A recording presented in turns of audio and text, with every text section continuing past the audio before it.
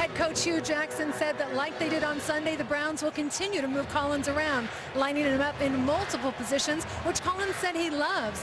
Now, remember, he's only under contract for the next 7 games, then becomes a free agent.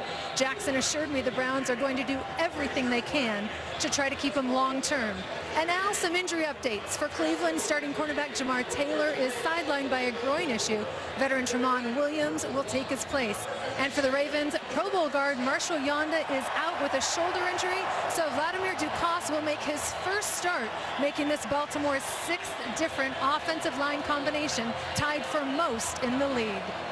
Thank you, Heather. And 9 different starters along that offensive front. Tonight's Next Gen Stats are being presented by Mercedes-Benz, the best or nothing. Take a look at the standings now in the AFC North. You've got Baltimore and Pittsburgh, each 4-4, but Baltimore right now already a head-to-head win there. Cincinnati 3-4-1, so a half game back. And Cleveland is the only winless team in the NFL. Cody Parkey to kick off. Cleveland won the toss, and they have deferred. And back deep is Devin Hester, who's been running back kicks for 11 years, and he's been terrific for the most part. Started his career with Chicago, averaging 28.7 per kickoff return, and that would be the top mark in the NFL. And off we go, week number 10 underway from Maryland. Bouncing ball fielded by Hester at the 3, and they will pin him up at the 16-yard line as we take a look at the Baltimore starters. Joe Flacco, Delaware. Terrence West, Towson University. Cal Juszczyk, Harvard. Steve Smith Sr., Utah. Mike Wallace, Ole Miss. Dennis Pitta, BYU. Ronnie Stanley, Notre Dame.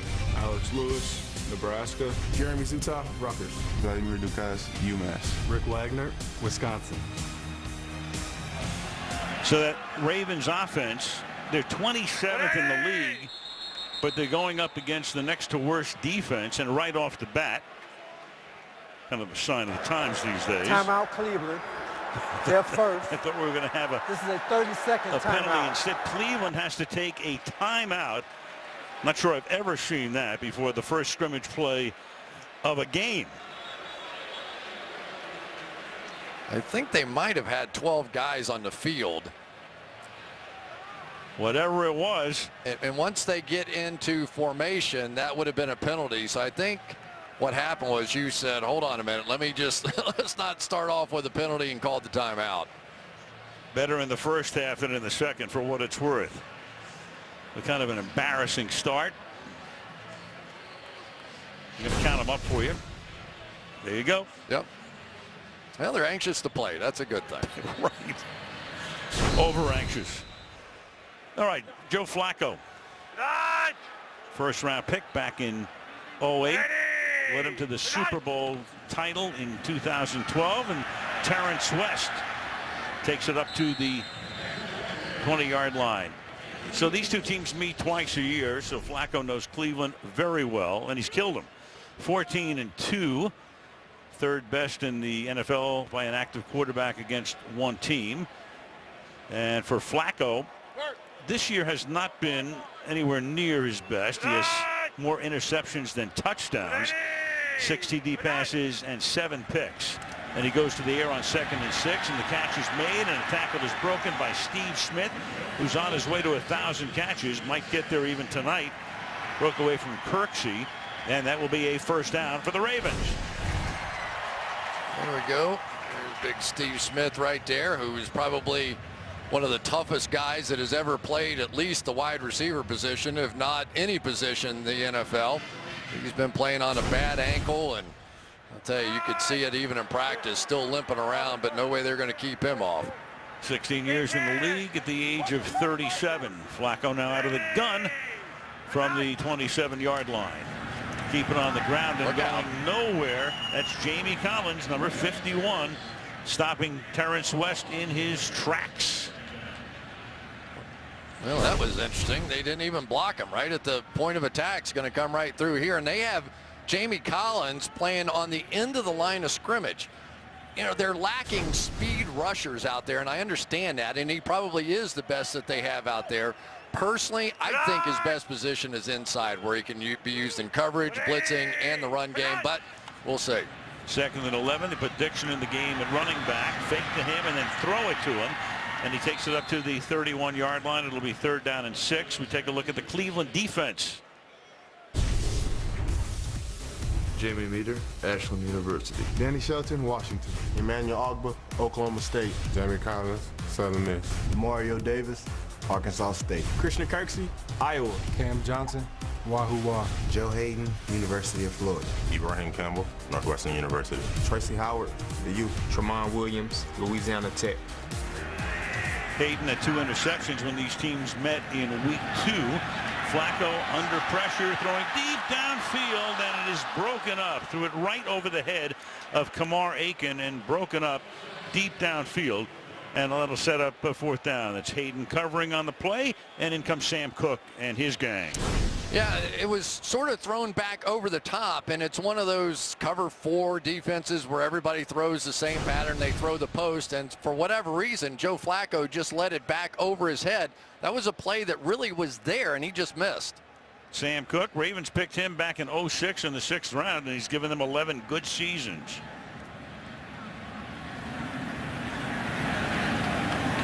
Joe Hayden is back along with Duke Johnson. They sent 2 guys back. You can a little confusion there. It's the right fielder and the center fielder, and Cleveland knows all about 2 outfielders coming together. They're lucky they wind up with the ball back at the 5-yard line.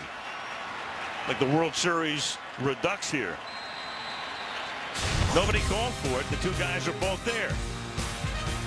They're ready to play. Yep. They're ready to go. Thursday Night Football being brought to you by Tostitos Chips and Dips.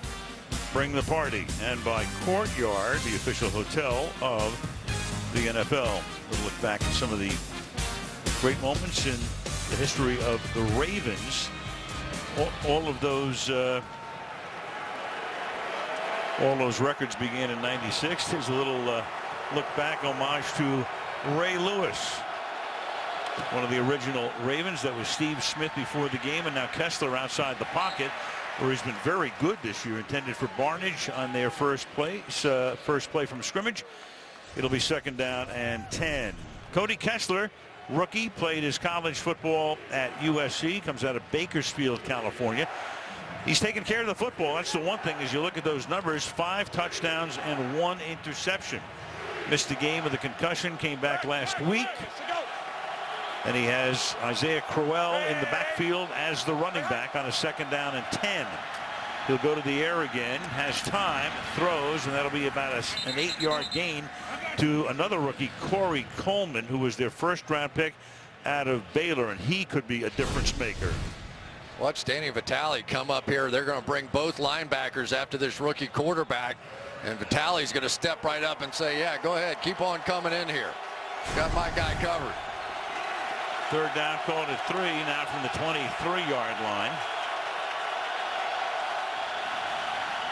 And Kessler throws, and there's a flag down. Baltimore may have been offside, but that's going to be moot because Coleman makes the catch. He missed 6 games with a broken hand, but they really love this guy. And this is one of the young guys Chris was talking about.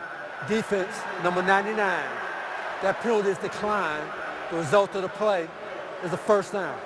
Timmy Jernigan, so it was a free play as it turned out. You saw John Harbaugh discussing that call from the Baltimore sideline. Now up at the 37-yard line. Kessler starting the game with 3 passing plays. Now Crowell comes to the outside, and as he turns it upfield, he gets met at the 40, gain of 3. Let's take a look at the Cleveland starters. Cody Kessler, Southern California. Isaiah Crowell, Alabama State. Danny Vitale, Northwestern. Corey Coleman, Baylor. Terrell Pryor, The Ohio State University. Jerry Barnage, University of Louisville. Joe Thomas, Wisconsin. Spencer Drango, Baylor. Cameron Irvin, Florida State University. John Greco, Toledo. Austin Pastor, Virginia. Starting lineup, and then Duke Johnson is the number 2 running back. He and Crowell are now both flanking Kessler on a 2nd down and 7.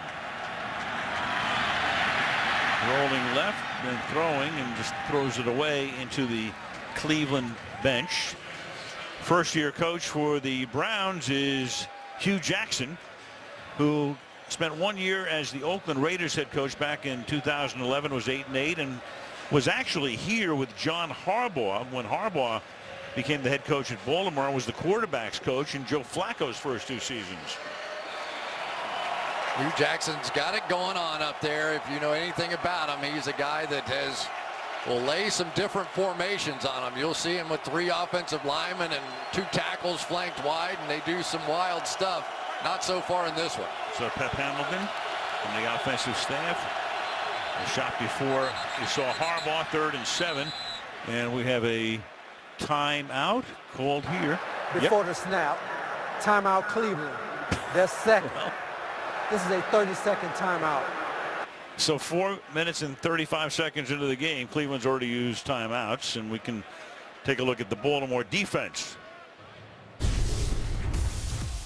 Timmy Jernigan, Florida State. Brandon Williams. Boso. Lawrence Guy, Arizona State. Hacksaw, Southside Wild Hunter. CJ Mosley, Alabama. Zachary Orr, North Texas. Alvin McClellan, Marshall University. Tavon Young, Temple. Eric Weddle, Utah. Ladarius Webb, Nickel State. Jimmy Smith, University of Colorado. That defense is the hallmark of the Ravens and their success over the 21st century. Always up near the top of the league. This is no exception this season. And Cleveland comes up here with a 3rd down and 7 from the 40-yard line. Showing blitz. Here they come. And Kessler's going to go down. You can see that coming. Ladarius Webb, a free run, timed it perfectly and just sprinted right to the quarterback without any blocking. Going to come up from right here. It looks like it's going to.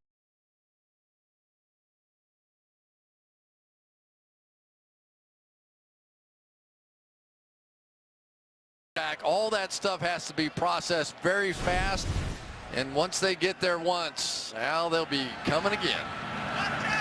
Britton Colquitt to do the punting. Baltimore blocked the punt last week against Pittsburgh and took it in for a touchdown. This is Hester, and he brings that punt back to the 32-yard line with 9:42 remaining in the quarter. Each team's had the ball once, no score.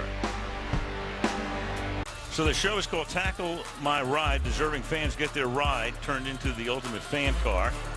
8 o'clock Eastern, NFL Network. The executive producer, our pal Michael Strahan. There you go. That's what he needs. One more job. That's good. The king of all media. Executive producer. Flacco throws over the middle, and that's going to be a 1st down as Darren Waller makes the catch. He'd be your number 3 tight end. Joe Flacco. He has seen a few coordinators in his time with the Ravens. In fact, they even made a change after the season started with Mark Trestman leaving as the offensive coordinator and Marty Mornhinweg taking his spot. So far, he's just sitting back there pretty casually, despite having 2 rookies on the left side of the offensive line and Vladimir Dukas taking over for Marshall Yonda at right guard. Play action. Flacco tries to get out of trouble. And at least he's able to get the ball away. That's what I thought. Think about a flag. I mean, there's no receiver in the area. Emmanuel Ogbah, a rookie out of Oklahoma State, the number 2 draft choice, number 90, put the pressure on, and now. Yeah, not out of the tackle box. So if there's intentional grounding, now he was getting spun around. Personal foul, roughing the passer. Defense, number 90.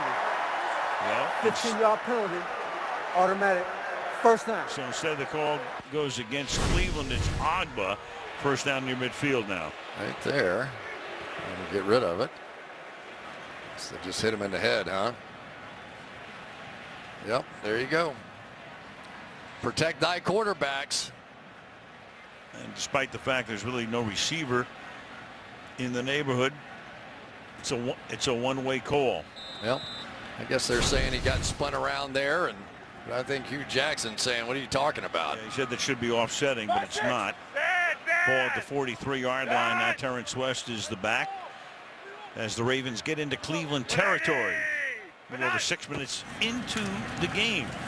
And West, who started his career as a Cleveland Brown and was their leading rusher in 2014, stopped after a gain of 2. So Harbaugh has been here with Flacco the whole time, but then Cam Cameron was the offensive coordinator. Jim Caldwell came along in 2012 through 13. Gary Kubiak, in between Houston and Denver, was the coordinator. Then Trestman was here last year and part of this year in Morningway. Interesting, each of those offensive coordinators is or has been an NFL head coach.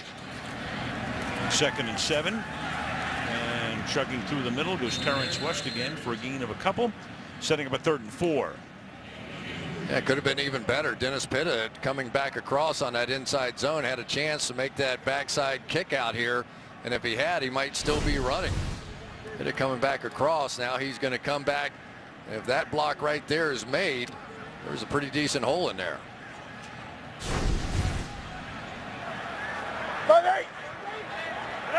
Flacco started in the game 3 of 4 for 21 yards.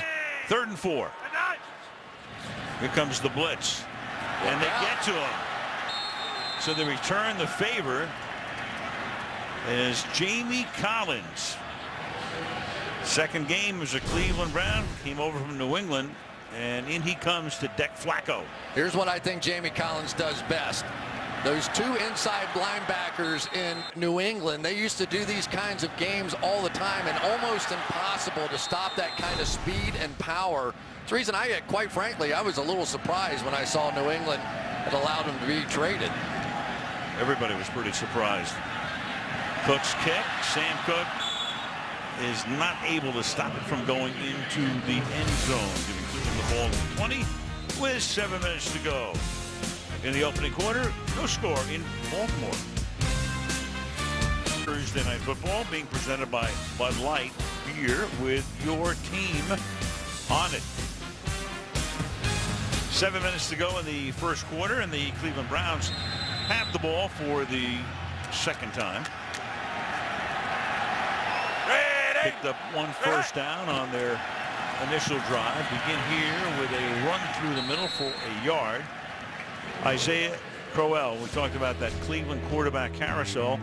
Look at this, through 9 weeks, Cody Kessler has made 6 starts. You had Josh McCown with a couple of starts. Remember, the season started with RG3, but he got hurt, so he's done. Kevin Hogan, a rookie, he's seen spot duty, as has Charlie Whitehurst. And then even Terrell Pryor, of course, a college quarterback, now a wide receiver, has taken 23 snaps, mainly from the gun. So you've got 6 different guys who've thrown passes this season. 2nd and 9. Kessler flushed out, buys time, and finds the open man. So he extends that play, finds Crowell, who gets free down the sideline for a big gain of 20 yards. No question, the best matchup of the night right here. Terrell Suggs going up against Joe Thomas. 9 straight Pro Bowls for him, and just enough pressure to flush him out. Just 4 verticals going down the field here. Nice adjustment, though, on the outside to come back for the ball. That's Isaiah Crowell. Man, that Joe Thomas has not missed a snap. 9 seasons, forget about a game, not a snap. #1 pick out of Wisconsin back in 2007. Now the inside handoff, and he is decked because Michael Pierce is right there to take care of Crowell. We saw Michael Pierce. There was a video of Michael. What did he pressed 725, was it, Freddie? He squatted 725 pounds. Put this guy in the Olympics. Couple of sacks this season. Big tackle for loss here. Loss of 2, 2nd and 12. Kevin Hogan now comes in as the quarterback, and he fakes the throw, and he's going to run, but not very far. He's a rookie from Stanford, so he was one of the 6 guys we showed you on that carousel. So it's his turn on the merry-go-round, at least for 1 play. Yeah, and he's a runner. He had over 100 yards rushing in the game that he played, and he came out and did the read option on the first play And Terrell Suggs looked at him like, are you crazy? And came down, flying down, and didn't hit him that time. But I promise you the next time they line up in that formation, because you're allowed to hit the quarterback once they start that read option stuff.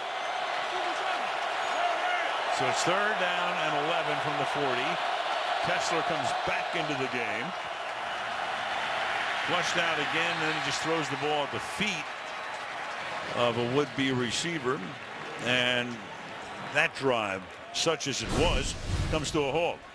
Right there, C.J. Mosley. And I tell you, that young man is a football player. He smelled this one out all the way, little tight end screen, and he was having no part of that. This is a smart defense. Dean Pease, in my opinion, one of the really underestimated coordinators. It's Thursday around the National Football League. Right. You're working on a short week. I understand. Britton Colquitt's punt is going to be fair caught at the 17-yard line by Ladarius Webb.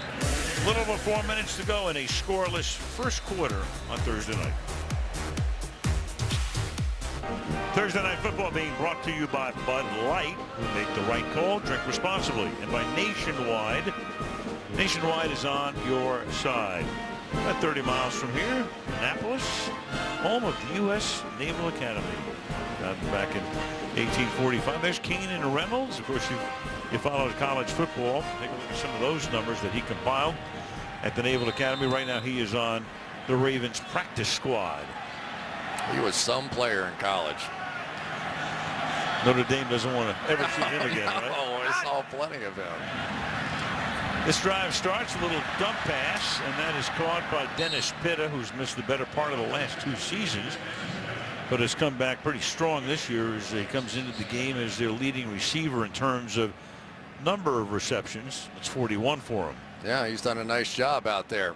You know, it's interesting to watch this left side of the offensive line. Very rarely do NFL teams have 2 rookies starting on the key left side there. Ronnie Stanley, their #1 pick, and Alex Lewis, who I thought played great last week against the Steelers. 6th overall pick in the draft was Stanley, and Flacco's going to go deep downfield, and that is incomplete. Steve Smith down the sideline, and that's Breon Body Calhoun covering on the play, and a flag just came down, but all the way back at the 30-yard line. So while the quarterback was still in the pocket, illegal contact, defense number 22, 5-yard penalty, automatic first down. Well, that one on the former Packer, Tramon Williams. There we go, right here.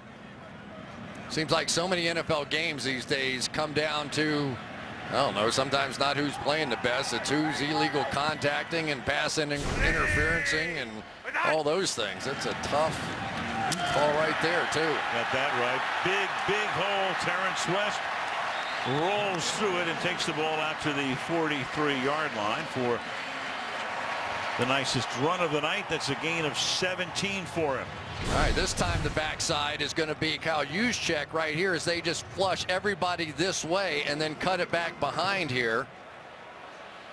Same play, just a different guy making that block. And as Demario Davis got up the field, they cut it in behind him. Convoy led by the rookie Alex Lewis with the block from the 43-yard line. Off play action. Flacco buys time, throws. Aiken makes the catch, and he gets taken down there for a gain of 7 by Tramon Williams. It'll be 2nd down and call it a long 2. You know, to be fair to Joe Flacco, I think we have to remind people he had the ACL injury and he's coming back, and he said that you know, even early on this year that there were still guys sort of testing him with that knee. They'll give him a couple of low shots every once in a while, and he said he didn't really think about it, although I think everybody was scared last week. He tried to slide and broke the knee brace. Looked like he broke his leg in the process, but of course he didn't. Yeah, just for a minute. It was a very scary sight. Juszczyk, the fullback, takes the handoff on a 2nd and short and has enough for the first down as he gets to the 47-yard line. You know, Juszczyk will carry the ball occasionally, but he has 18 catches on the season, which is the most for any fullback in the National Football League. So really a weapon coming out. Think of some of those great 49er teams and what Bill Walsh would do with those fullbacks as receivers. Minute and a half left in the opening quarter. Extra offensive lineman in now for the Ravens. To the right side. Flacco comes back this way, and that's a short gain on the catch made by Kenneth Dixon, rookie out of Louisiana Tech, trying to get him into the lineup as the backup to West. Howard makes the tackle. TD passes for Flacco came in 08, so as you can see, halfway mark of the season, going all the way back. He only had 5 as a rookie and just 6 this season to this point. And mentioned before, 7 interceptions. Second down and 9. Handoff goes to Dixon. And nice looking run by the rookie from Louisiana Tech, who's played in 4 games this season. First down. First of all, good block right there by Vladimir Ducasse. But if they're going to play these 2 deep safeties back here, Baltimore is going to run at this all day. And I think what Cleveland's trying to do, they've made a lot of mistakes from the safety position, young guys playing back there.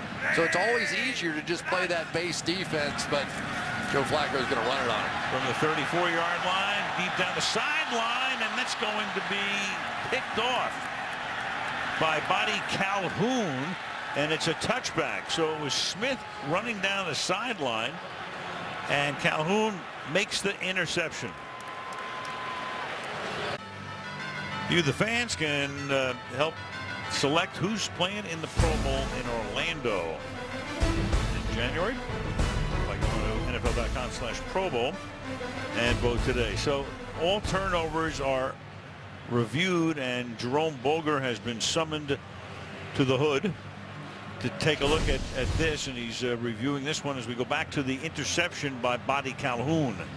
Yeah, and really, he just had better position than did Steve Smith, and Steve Smith at the end just couldn't get around him and almost sort of stopped on the route. He did stop on the route, and Calhoun able to make the play. I didn't see a bobble or anything at the end of that, but I think what you're going to have here is you're going to have the ball coming back to the 1-yard line. He's down there, and he was contacted before he made the catch, the interception. So I think they're going to move the ball back is what they're looking at. That's what they're taking a look at right now.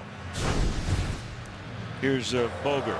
After reviewing the play, the defender's knee hit down at the 1-yard line after the interception. Therefore, momentum applies, and the ball will be placed at the 1-yard line. So that costs him 19 yards and puts them in danger right now of a safety. At least get a first down and be able to punt, but a nice play by Buddy Calhoun. He's a rookie, played at Minnesota. He was in Jacksonville's camp. They let him go, and he makes the pick here.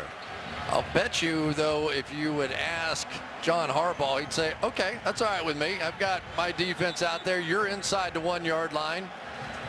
If we had to punt it, that would have been absolutely perfect. These kinds of ball position, field position types of things sometimes can turn games around, and tough on a rookie quarterback here. Absolutely. 10 seconds. Running back is Duke Johnson. Got to get some breathing room, so Kessler's going to take it himself. That's a pretty good quarterback sneak under these adverse circumstances. That will take us to the end of the opening quarter. There is no score in Baltimore. Thursday Night Football, presented by Bud Light, resumes after these messages.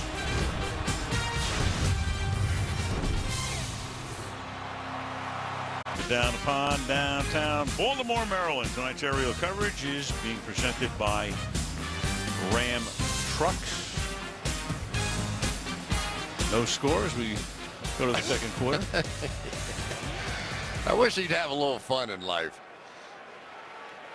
Love his intros through the years. He lost a lot of weight this year. You know, Ray Lewis did at the end of his career, lost 10, 15 pounds, and so did Suggs. And I think you can see it on the field. That first step quickness, pretty good. 2nd and 7 from the 4 as Kessler throws from the end zone. That's caught, and that's the first catch made by Terrell Pryor, who was a quarterback, of course, at Ohio State and is now a wide receiver, and he's turning out to be a pretty good one. Yeah, he is. Hugh Jackson's the one that drafted him to be a quarterback when he was out at Oakland. Also had him as a quarterback in Cincinnati, and basically was the one that said, hey, you want to stick around the National Football League, told through a friend, better make the switch to wide receiver. He did exactly that, came to Cleveland, and then Hugh Jackson followed him to Cleveland, became the head coach. 3rd and 4 from the 7-yard line. Kessler throws into traffic. Coverage is outstanding. Corey Coleman looks for a flag and doesn't get it. Tavon Young, rookie out of Temple, with the coverage. 4th down. I can't tell you, Al, how impressed I was with Tavon Young, who has taken over at that cornerback spot. Sharice Wright got hurt on the outside, and he was so good in the game against the Steelers. They were handing out game balls after that game, and Suggs stood up and said, hey, hey, hey, hey, Tavon Young's got to get a game ball, and I agreed with him. I thought he was great. Breaks that one up as Colquitt now punched from his own end zone. Fair catch called for at the 48-yard line by Hester. So Flacco in his 9th season now, but you go back to 2012, that 4-game run was off the charts. 11 touchdowns, no interceptions. Winds up with the Lombardi Trophy and the MVP award as well. 10 TDs, 1 interception.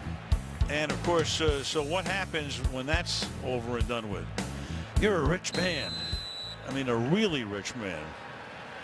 Yeah, it just hasn't happened before or since. So they're trying to get him back on track. They're trying to get this deep passing game going. But so far tonight, he's thrown wide on one and intercepted on another.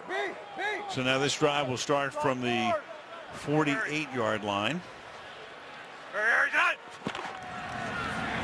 And they'll begin with a short run here as Terrence West picks up about 4 yards. Well, you know, somebody's got to win the AFC North. It's not going to be Cleveland. We know that. It should be a pretty good race down the stretch. You know, Pittsburgh's having its problems since he's only a half game back. And then this Baltimore, they started with 3 wins, 4 losses in a row, and the win last week. Yeah, and you keep looking at this team, and there's no reason that Baltimore offensively is not going to perk up. I think Steve Smith coming back now healthy should make a difference with that. They're missing Marshall Yanda in there tonight. But they have some weapons. They just haven't gotten it going. On a roll, Flacco throws, and that will be hauled in at the 29-yard line by Steve Smith to move the 6th. 1st down, Baltimore.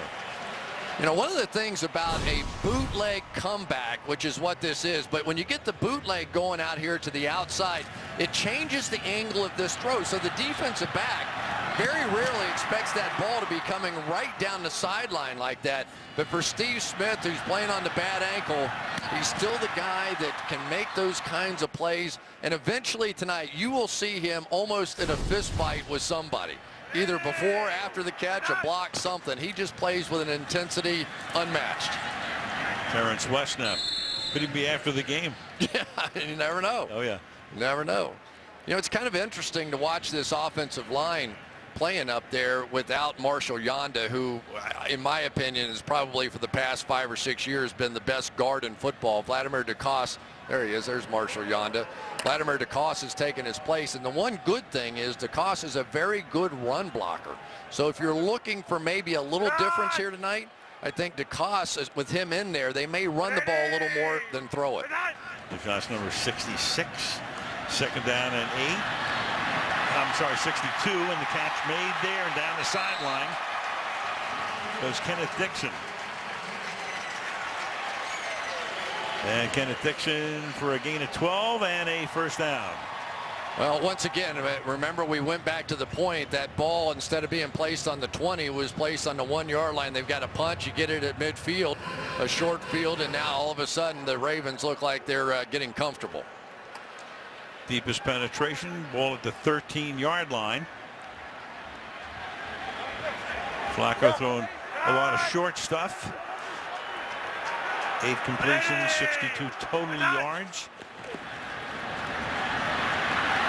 Coming out of the pocket, he's going to run and slides to a halt at the 10-yard line. It's a better looking slide than last week against Pittsburgh. I know that. My old baseball announcing partner, I saw that right away. Instead of going with the low slide, he sort of jumps into this slide. He did that last week, and we both sort of gasped when the knee brace broke, and it just looked horrible. His family was upstairs in a box, his wife, and they were panicked. He limped off the field and went down and just changed the knee brace, came right back out.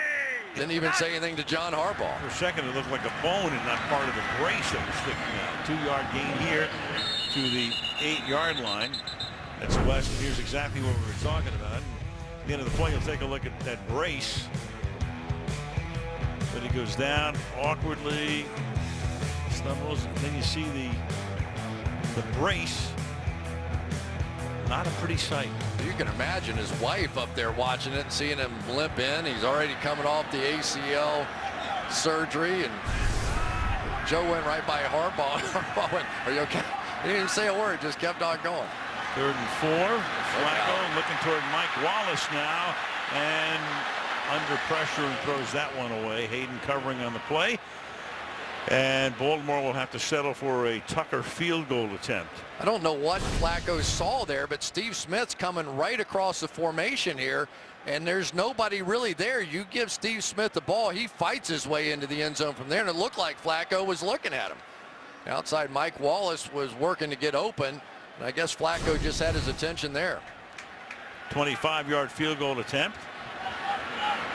Last miss under 40 all the way back to 2013, the end of the year. St. Cook to put it down. And there are your first points of the game. 10:29 remaining in the half. Baltimore 3 and Cleveland nothing.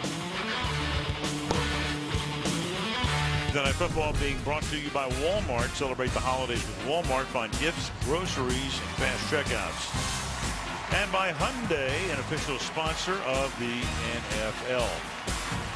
Well, it's as rich a history as any team in the National Football League. The current owner is Jimmy Haslam, presiding over a team that has, as they say, an unbelievably rich history. But take a look at that. 461, 460, and 10 is the all-time record.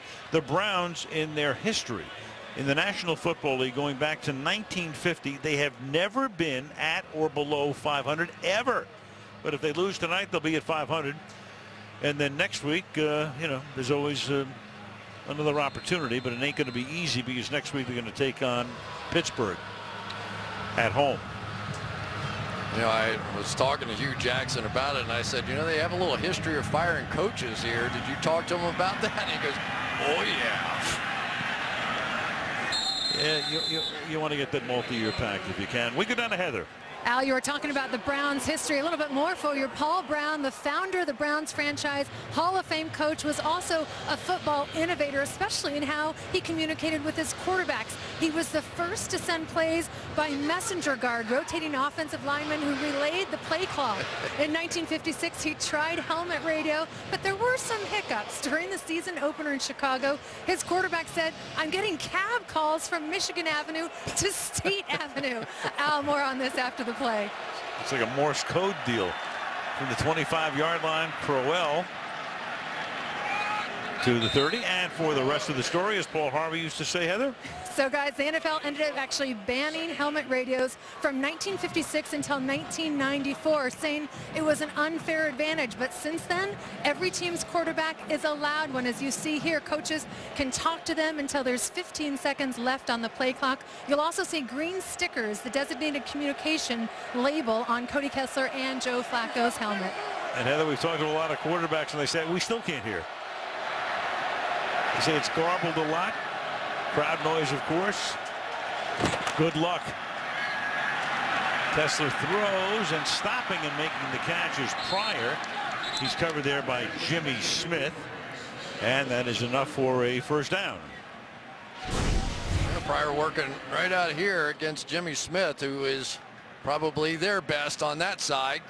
I tell you, I'm almost amazed at how quickly Pryor has become not just a good receiver, but a really good receiver. He is 6'4", weighs 235 pounds, played quarterback, And so when you talk to Cody Kessler, he says, you know, we can talk on a little higher level because he knows so much of what I'm thinking back here. Interesting point. The 43-yard line.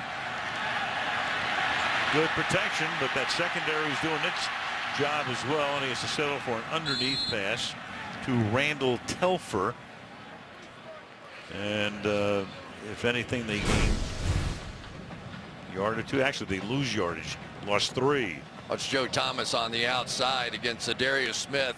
You want to know how you go to 9 straight Pro Bowls? And guess where he's heading when his career is over. This guy has been, you know, it's always hard to say who the absolute best is. But if there is a list, it is a short list of who's been the best for the past decade. And my guess is most people would say that guy right there. Coming up on 10,000 snaps. 2nd and 13. Kessler throwing into traffic again. Pass incomplete, but a flag comes in. It's Tavon Young covering on the play. And that may draw the flag. Corey Coleman, the rookie. Pass interference. Defense, number 36. Spot on the foul. Automatic. First down. Yeah, no reason to do that at all for Young because he had him. I think he pulled the jersey right at the top end of the route. Let's see as Coleman pulls out of this. He grabs the jersey right there just enough, and I think once that jersey starts to pull away, that's what they saw. Maybe that left arm on the shoulder feeling like, because that's okay as long as you don't turn him, but there was a little turn. So that combination. 6'4" Pryor against the 5'9" Young. Now Pryor again looking to get around, and he does. And he turns that into a nice little game.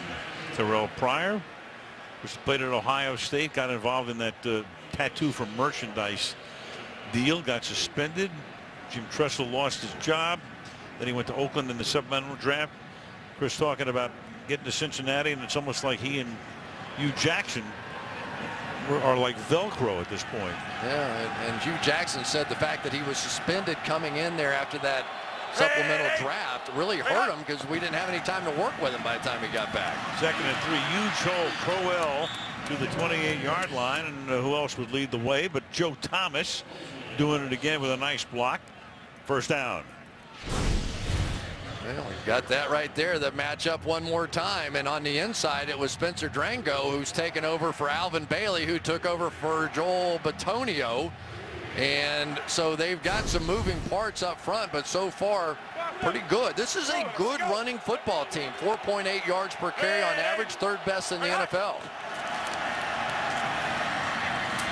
And this time a 3-yard pickup for the workhorse. Crowell has now carried the ball half dozen times for 19 yards. And now this is a tremendous front 7 for the Ravens. I mean, this defensive line with Brandon Williams and Timmy Jernigan and Lawrence Guy and Brent Urban, this Matthew Judon now has come in there and had 3 sacks in the last 2 games. Michael Pierce you talked about with that squat where the bar was bending and the whole thing. These guys are powerful, and the Browns think this is the best defensive line in football stopping the run.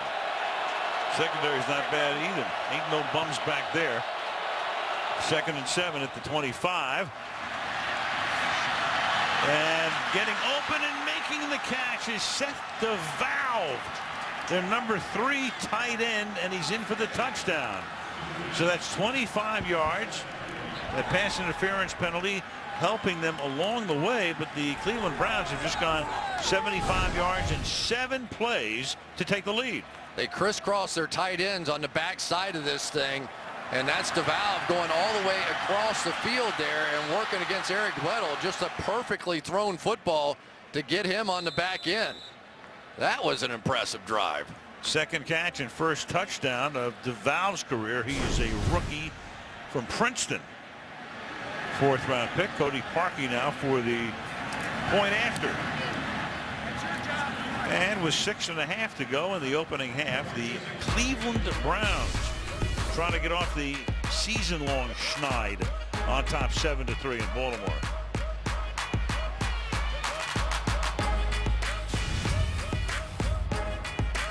NFL Thursday Night Football being presented by Bud Light, beer with your team on it. So next week, Thursday night, NBC, as As well as the NFL Network, you have the New Orleans Saints going into Charlotte to take on Cam Newton and the Carolina Panthers. That's a week from tonight. Carolina's making a little noise now. You just never know. You have a defense like that and the MVP. Yep. We shall see. That race is still pretty much Atlanta's starting to move away right now. But who knows? Through the middle and taking it out to the 29-yard line goes Devin Hester with 6:24 remaining in the half. Cleveland up by 4.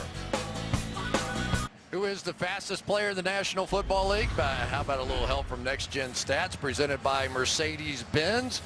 So they have those little chips on their shoulder pads and all that. So Mike Wallace just behind Stephon Diggs, 22 miles per hour plus. We have not seen from Mike Wallace so far in this one, but he had a 95-yard touchdown last week, the second of his career, if you can believe that. So see, they work him into the action sooner than later. Flacco under pressure throws, and that is caught, and that is Kenneth Dixon getting free. So they're working him more and more into the lineup. Jamie Collins coming around the corner, almost got to Flacco. First down. I think Joe Flacco is going to have to step up a little bit because Jamie Collins is sort of beginning to make a little noise, and on the outside, Ronnie Stanley coming off that foot injury is going to need a little bit of help. So get his quarterback deep and then give it the whole Tom Brady. Just step up a couple of steps.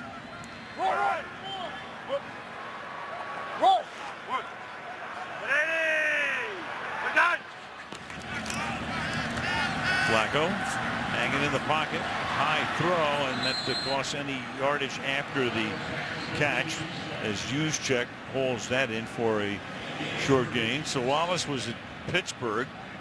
Looked like he was going to be a star. And all of a sudden it was on to Miami. It was on to Minnesota.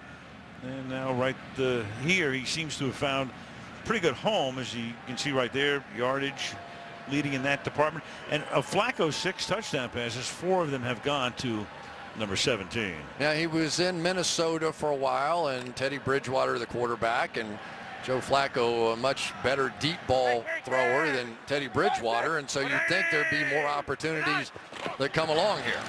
2nd and 7, and getting stuffed in the backfield. Meter taking West down behind the line of scrimmage. It'll be 3rd down and 9.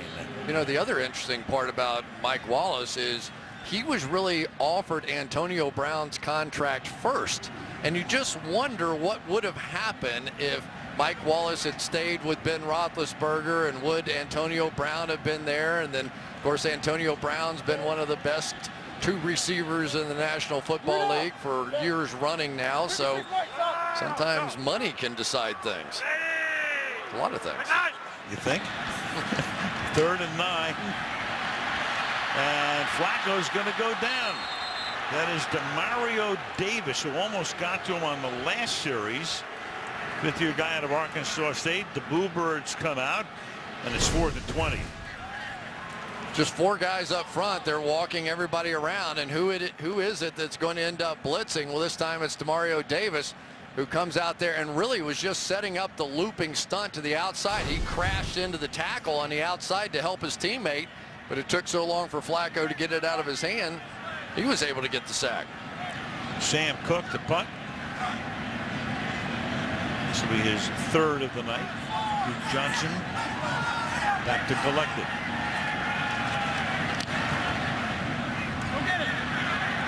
Short angled kick, but takes a nice Baltimore hop. Fielded now at the 14-yard line. Johnson taken down there. 3:26 left to halftime. Cleveland on top, 7-3.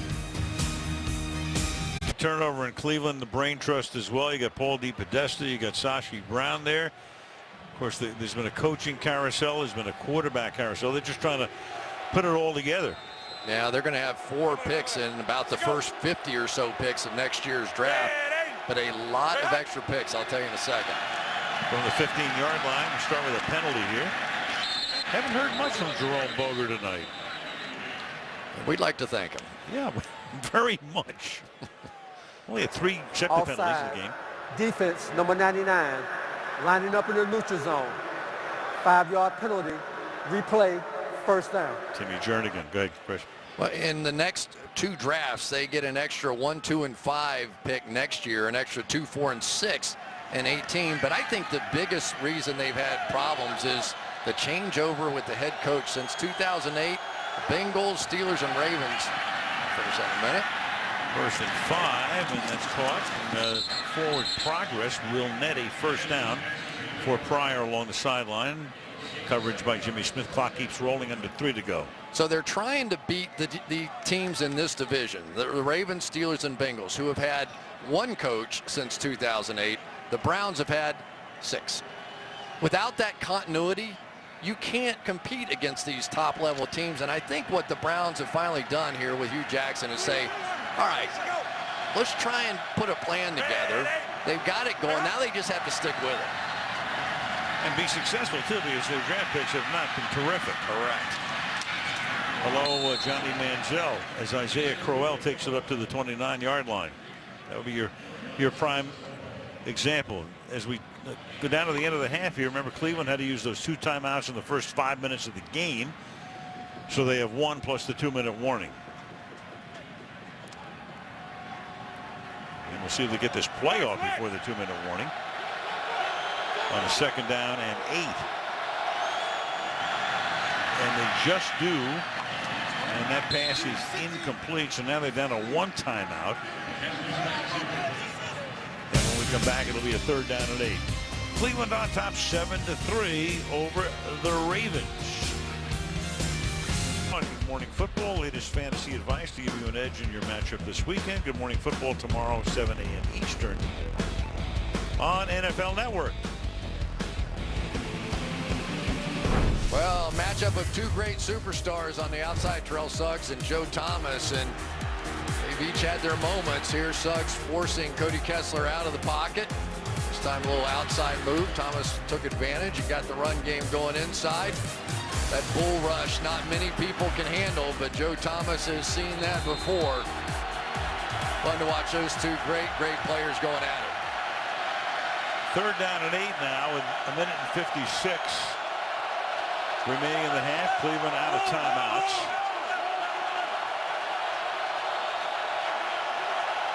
Actually, they have 1 timeout. The 2-minute warning. They saved 1 here. And Kessler is jostled, throws, and it is incomplete. Pryor was surrounded. Kessler was able to get it away. Dangerous pass, 4th down into punt. Suggs almost got there. They said the heck with going through Joe Thomas. Let's just loop him all the way in here and see what he can do. And anytime that pass rusher is coming right at the quarterback, makes it awfully tough. Kind of got away with one here. He just threw it up, and now Joe Flacco will get another shot here before the end of the half. Colquitt's kick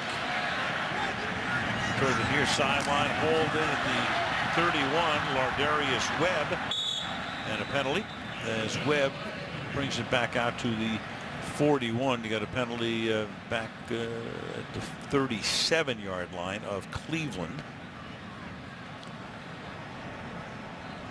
Mr. Jerome Boger will be the next voice you hear. During the kick, holding, 91, receiving team. 10-yard penalty enforced from the end of the kick. Baltimore keeps the ball. Timeout. Minute 39 remaining in the half. Lexus halftime, wrapping Roberto, a.k.a. Bob Costas. Tony and Rodney break down the first half. Rich Eisen and his posse looking ahead to Sunday's big games on the Lexus halftime report. Baltimore City Hall, there's Ray Horton, your old teammate, Browns defensive coordinator. Yeah, of course, worked for Dick LeBeau all those many years, and of course Dick LeBeau wouldn't play a rookie until his 2nd or 3rd year in the league, and Ray Horton's having to play them all right now. So now from the 21, Flacco throws, and they begin this drive with an 8-yard pickup to Kenneth Dixon. Ravens have all of their timeouts, under a minute and a half to go now. A lot of blown coverages for the Browns last week in that loss, and now they're just kind of staying basic and playing. Dixon scored 5 already. And again, Flacco throwing low, and a flag is thrown back at the line of scrimmage. So we'll get the call from Boger to pass for Dennis Pitta. Holding, offense, number 62. 10-yard penalty, replay, second down. That is Vladimir Dukas. Yeah, it was a late stunt that came into his face and I think kind of surprised him a little bit. Kosh right there, and this move right here late is going to be the one that surprised him. I think he may have just grabbed him and pulled him to the ground. At least that's what the official saw. So now with 1:12, it is second down and 12. Flacco chased out, sets up a would-be screen even though there were no blockers out in front, and just as well that Dixon dropped it to stop the clock. It'll be third down and 12. Yeah, Jamie Collins is well trained. It's the great thing about coming out of Belichick's system is that as a linebacker, he has played everything. He's been inside linebacker, outside linebacker, rusher, blitzer up the middle. He's seen it all, but I guarantee you he has seen plenty of screens in his day, and so athletic. That's what makes him such a great cover guy. He can really run.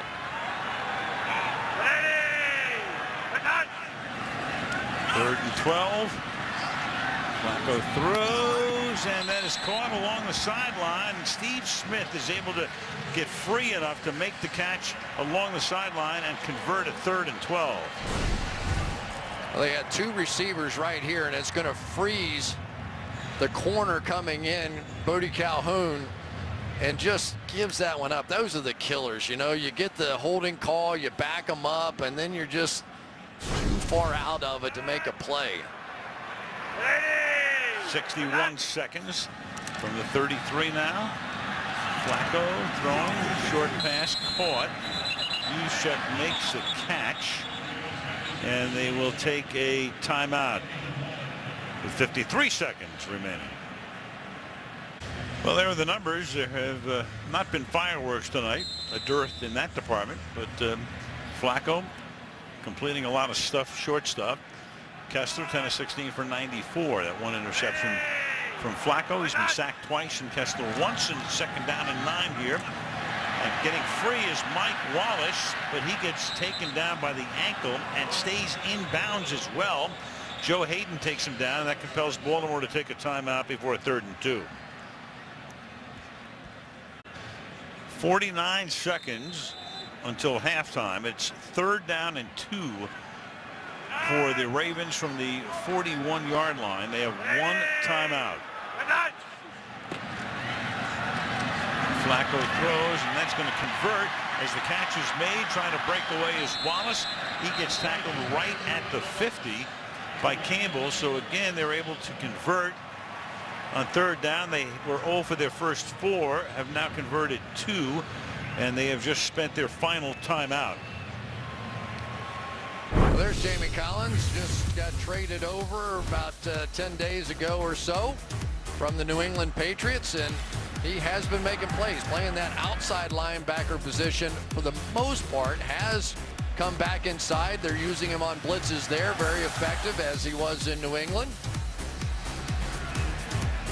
Also pretty darn good chasing down those run plays from the backside. I think he could be an excellent outside linebacker, no question about it, but he is unique inside with that size and speed and coverage ability.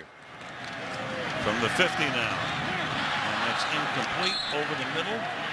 Coverage by Tramon Williams on Kamar Aiken, second down and 10. Tucker, of course, is a guy who well, he could kick from 60 and a little bit beyond as well. Hasn't he said that he could make one for 80 if he had the right conditions and altitude and the whole thing? What, Mount McKinley? Yeah, whatever. Second and 10 from the 50. And that is tipped and incomplete.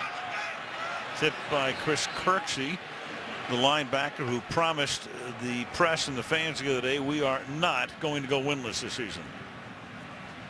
He's looking for this one, and Hugh Jackson backed him up. Christian Kirksey, though, a really good young player. He leads the Browns in tackles, but I think this guy could really be something now as a guy as an all-around linebacker. He's one of those athletic guys, you know, that can do all the stuff we've been talking about, Jamie Collins and all the things he can do. Kirksey has a little of that too. 3rd and 10. Can they convert again? They do. So that's 3 straight 3rd down conversions. No timeouts. Clock runs. Dennis Pitta makes the catch. Now there's a flag at the 36-yard line as John Harbaugh eyes the conference.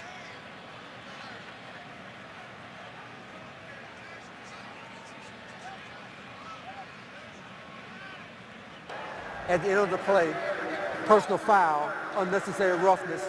Defense, number 24, with a blow to the head of the receiver. 15-yard penalty, automatic first down.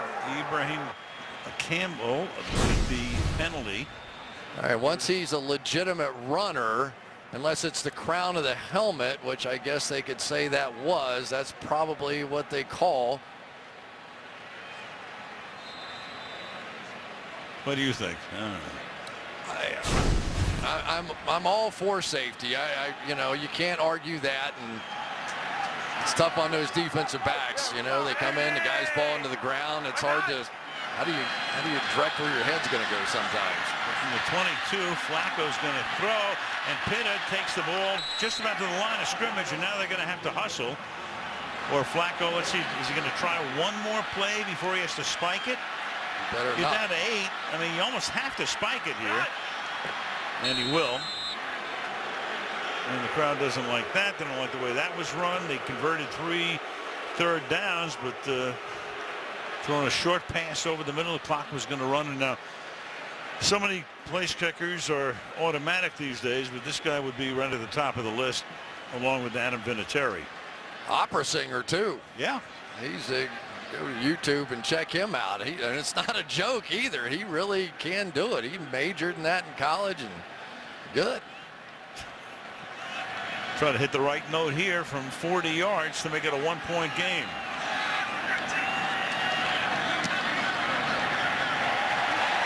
And the fat lady has sung. That's the end of the first half with the score. Cleveland 7, Baltimore 6. Lexus halftime next. Plenty more ahead on Thursday night. Presented by Bud Light. Half in Baltimore with the score Cleveland 7 and the Ravens 6. Seth Duval, the rookie, with the 25-yard touchdown, second career catch, first touchdown. And Bonnie Calhoun with that interception, which was the only turnover of the half. Jamie Collins in his second game since getting traded from the Patriots. 1 sack tonight. Ravens last week had only 50 yards, even though they won the game against Pittsburgh, and tonight 50 yards and the average a little bit better. In fact, a lot better. And next gen stats are being presented by Mercedes-Benz. It's the best or nothing.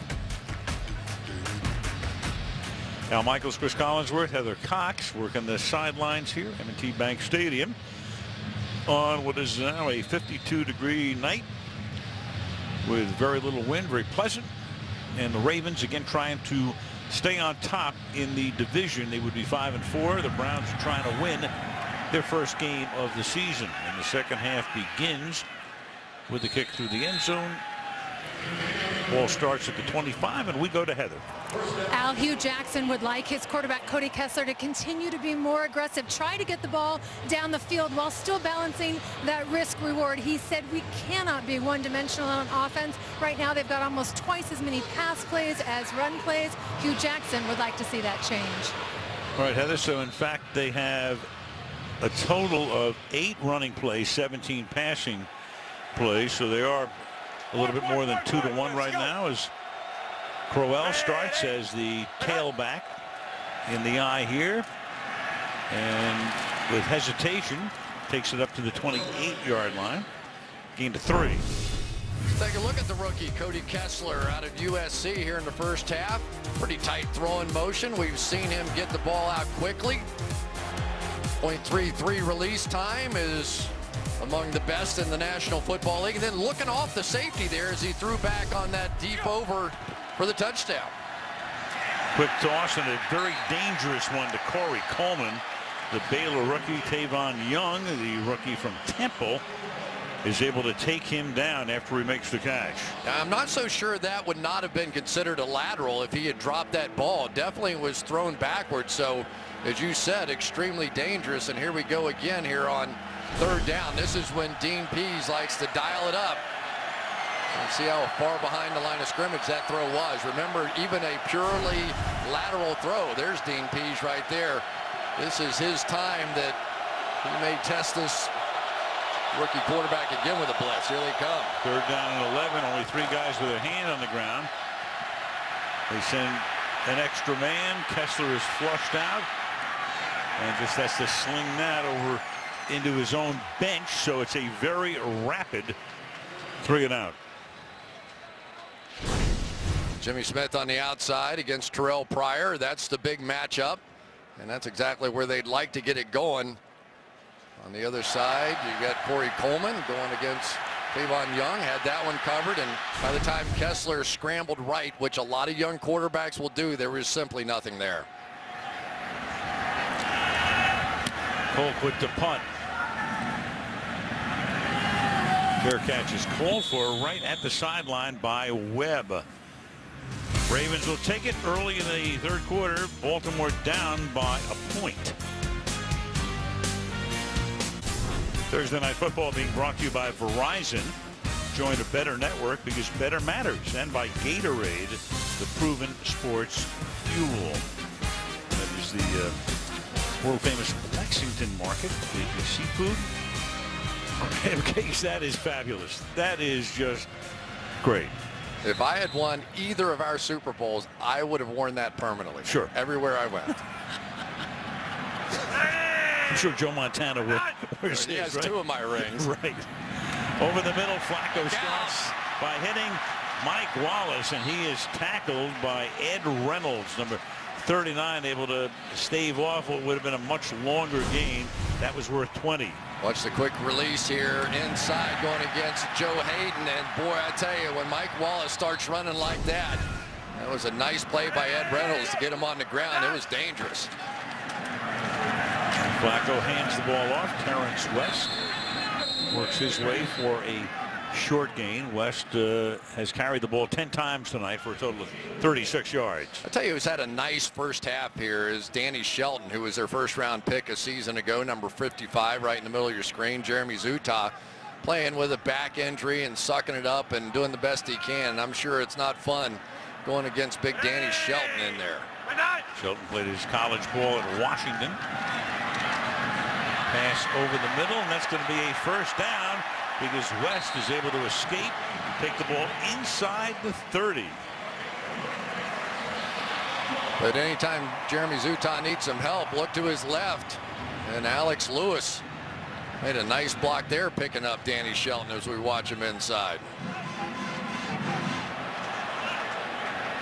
There's Marty Mornhinweg, the former Detroit Lion head coach, longtime assistant around the league, who took over as the offensive coordinator early in the year.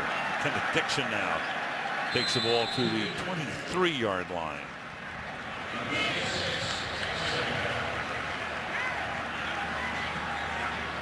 Gain of 6 here. It'll be second down and 4. I tell you, Ronnie Stanley came around the corner there, and he was met by Jamie Collins, who just dismissed him. Baltimore going no huddle here from the 23-yard line. Here comes the blitz. Flacco gets it away, and he converts again as Dennis Pitta makes the catch, and that moves the sticks. Trevon Williams a little slow in arising. Watch as Ronnie Stanley comes around the corner here to meet Jamie Collins and just dismisses him and gets in on the tackle. I tell you, they have found a cornerstone on defense in Jamie Collins. Now they have to hope they can sign him next year.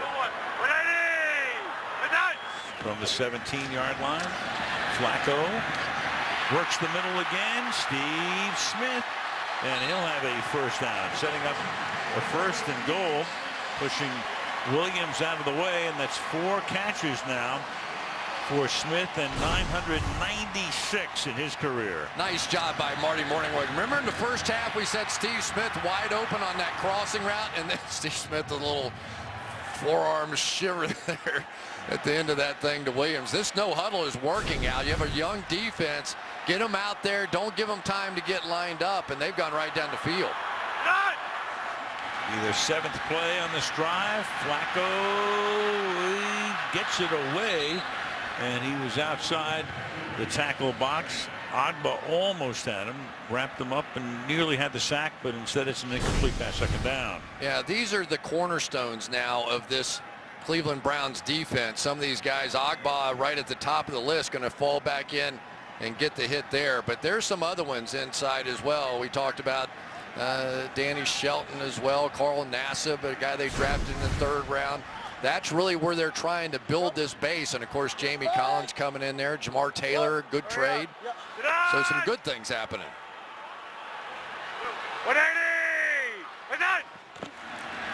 Now on second and goal, they give it to West. And he takes it to the 4-yard line. Collins there for the stop. So third down and goal now for the Ravens. Well played by Cam Johnson coming off the backside. That looked like it was going to happen a little bit, and he just caught it.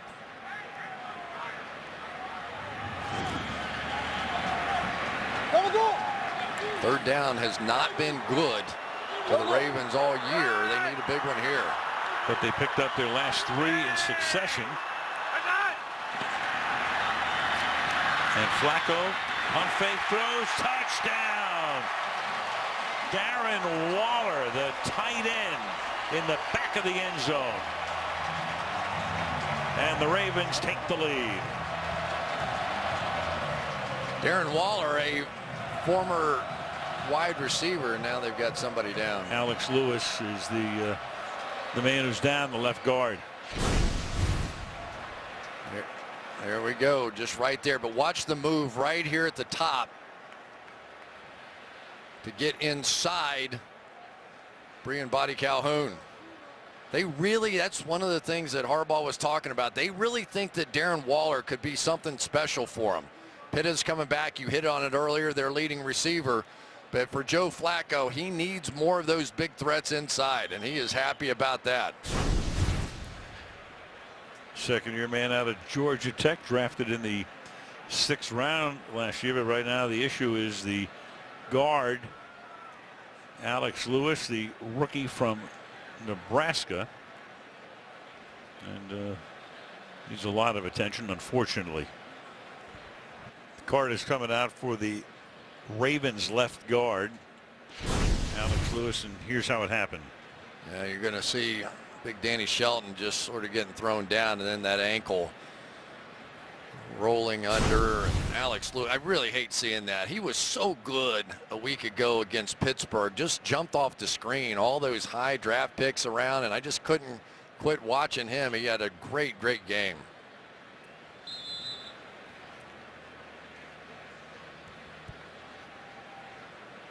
NFL Thursday Night Football presented by Bud Light. Here with your team on it.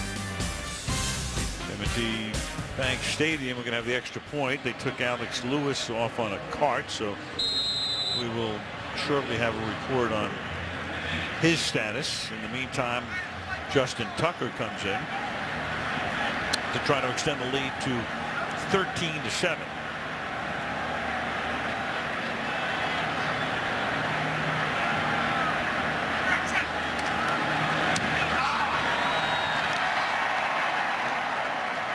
So the Ravens, with 9.5 minutes remaining now in the third quarter, have retaken the lead. So tomorrow is Veterans Day, November the 11th. How about those service academies this season? Every one of them with a winning record. And those are the seasons in which they all finished with a winning record. Haven't been that many of them. This weekend you got Army against Notre Dame, Tulsa taking on Navy, Colorado State against the Air Force Academy. So before the game, a lot of service folks here, and there was Terrell Pryor giving his thanks to the troops. Oh boy, Terrell, nice job. Joe Hayden doing the same thing. Well respected. I tell you, football players, they know what it takes to get ready for a football game, and I think all of us as former players can't even imagine what it would take to get ready to go into battle. So great respect between athletes and the military.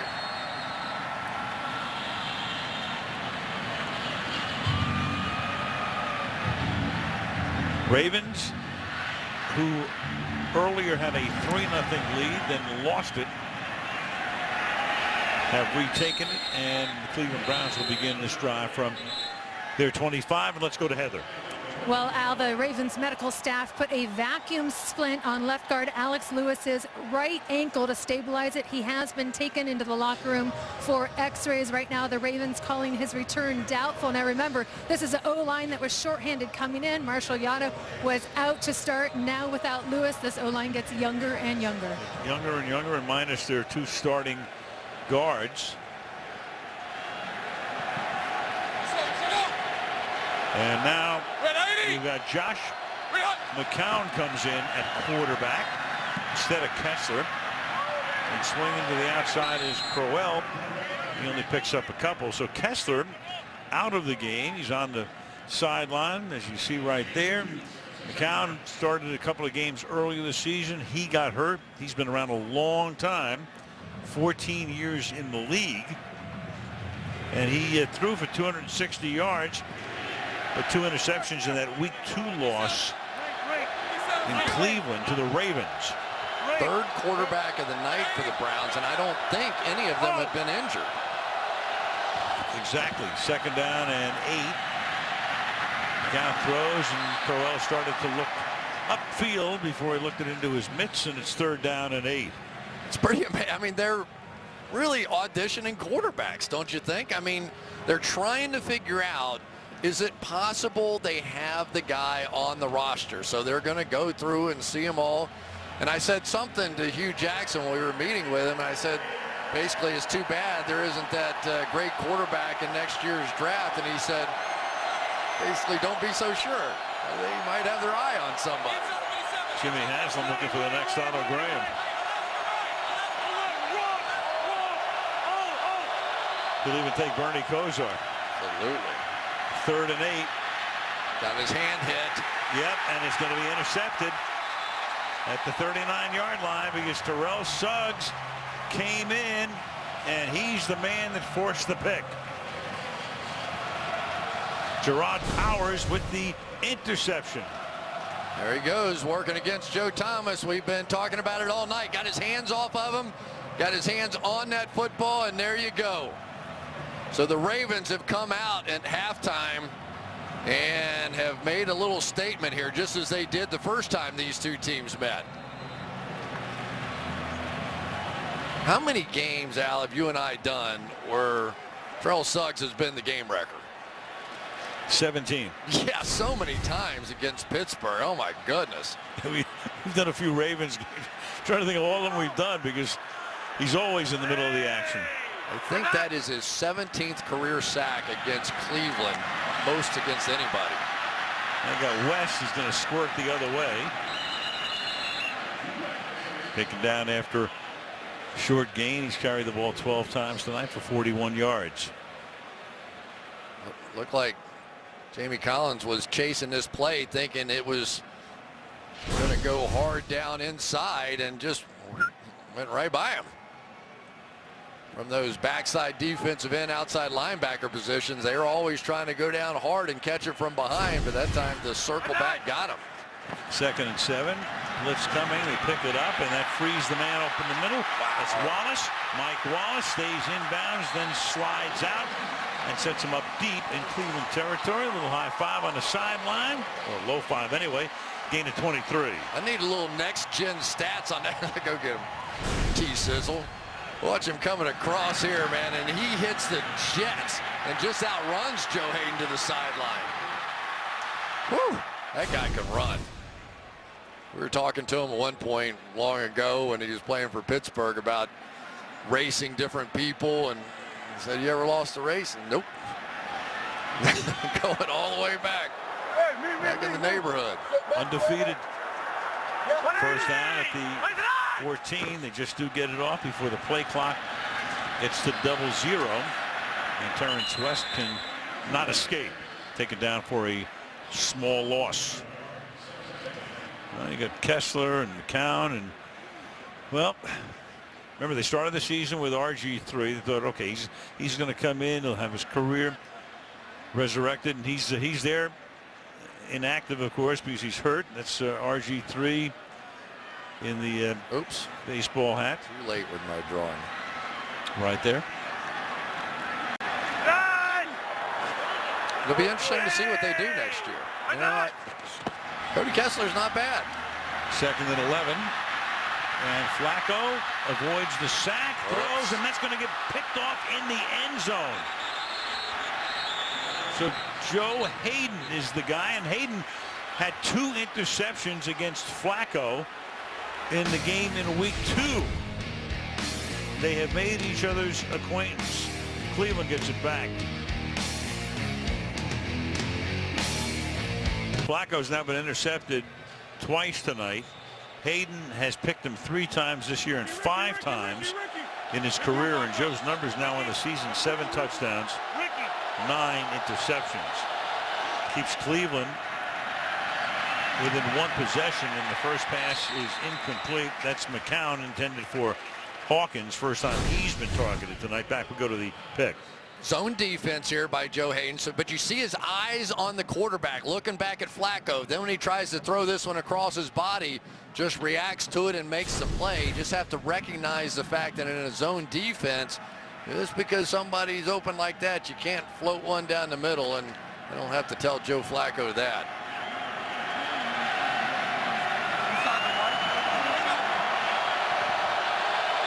McCown lines up in the gun. Gives it to Duke Johnson, the all-time leading rusher in the University of Miami's illustrious history. And he stopped at about the line of scrimmage.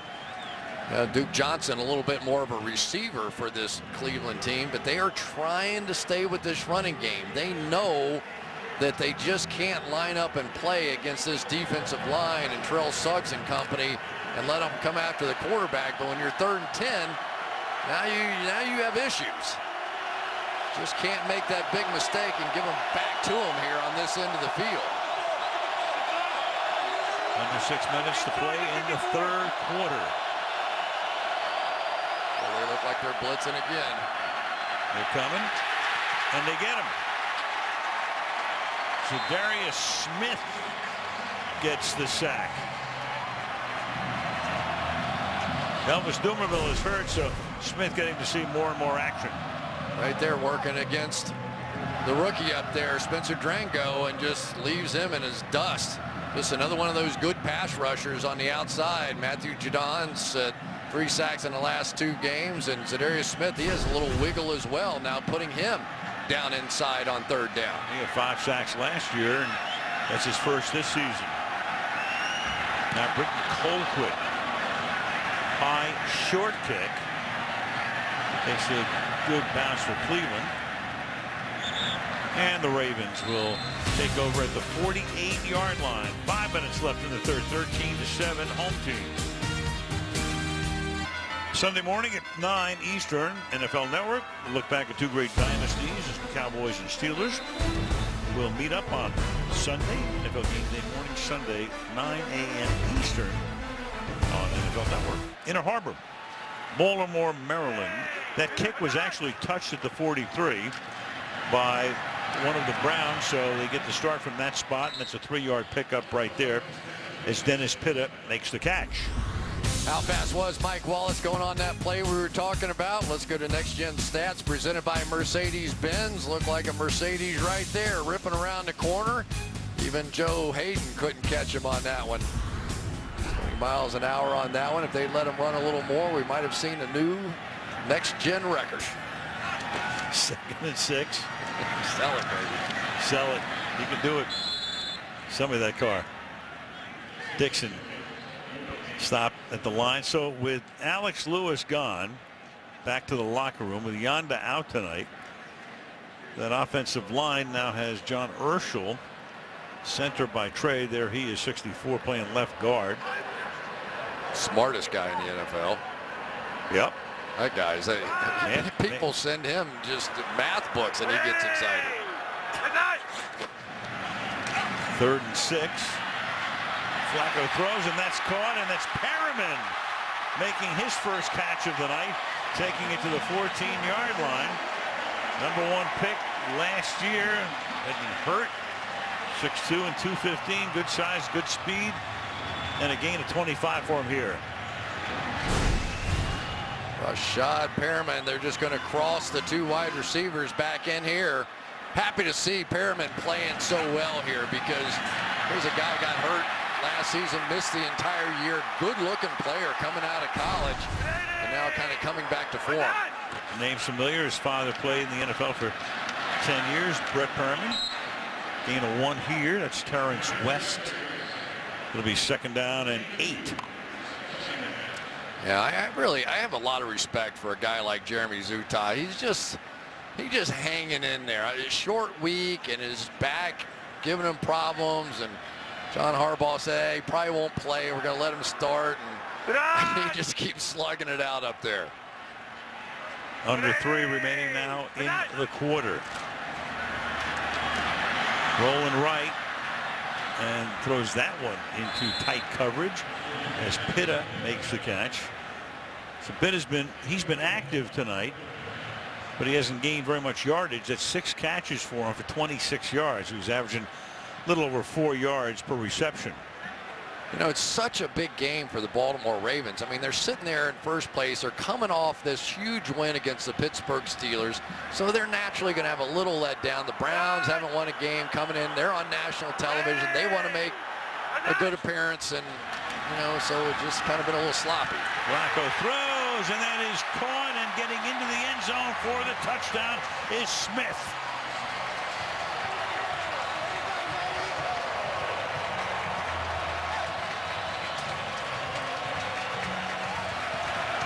Zuttah is down. You're just talking about him. So on each of their touchdowns, offensive lineman has gone down for the Ravens. Right there, you got Steve Smith, and if you think he's afraid to go over the middle, you have another thing coming. One of the toughest guys to ever play the position. Make sure he gets this ball across the line, which he does. And right now, they're running low on offensive linemen. There's Zuttah right there. Oh, boy. 86 career touchdowns for him. So each of the would-be celebrations have been tempered by injuries to the offensive linemen.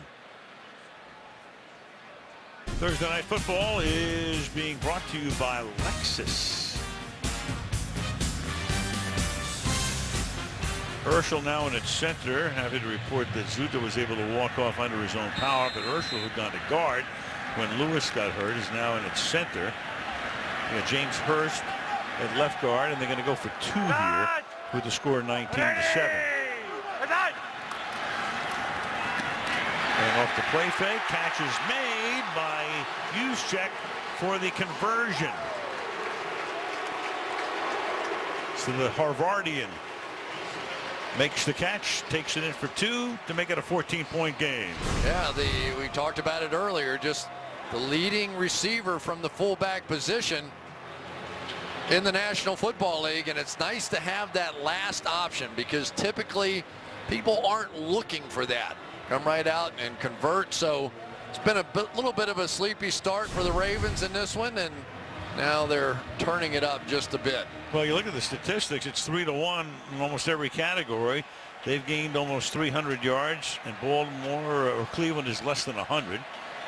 First down is 22-7. Steve Smith, 86 touchdown receptions or touchdowns in his illustrious career, and he's 3 yards shy of, or 3 catches shy of 4 figures. Guys with 1,000 or more career catches who are in the Hall of Fame: Brown, Rice, Carter, and Harrison. The active players with over 1,000 would be Jason Witten, Larry Fitzgerald, and Anquan Bolden. A few others who have not gotten in yet. That used to be almost automatic But these days that's changed a little bit. But certainly this guy is going to be on the cusp.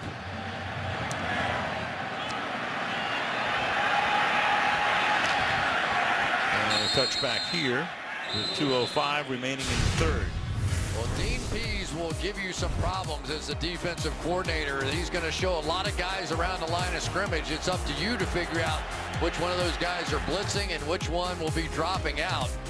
They can look like they're blitzing from the right, but then really go to the left, and all of a sudden your guard is left standing and going, I saw him, but I just didn't get there. So Dean Pease, a little history with Bill Belichick back in the day, and well, they have got it going. He told his team, you guys set a high standard a week ago against Pittsburgh, but for that one drive, they've matched it here tonight.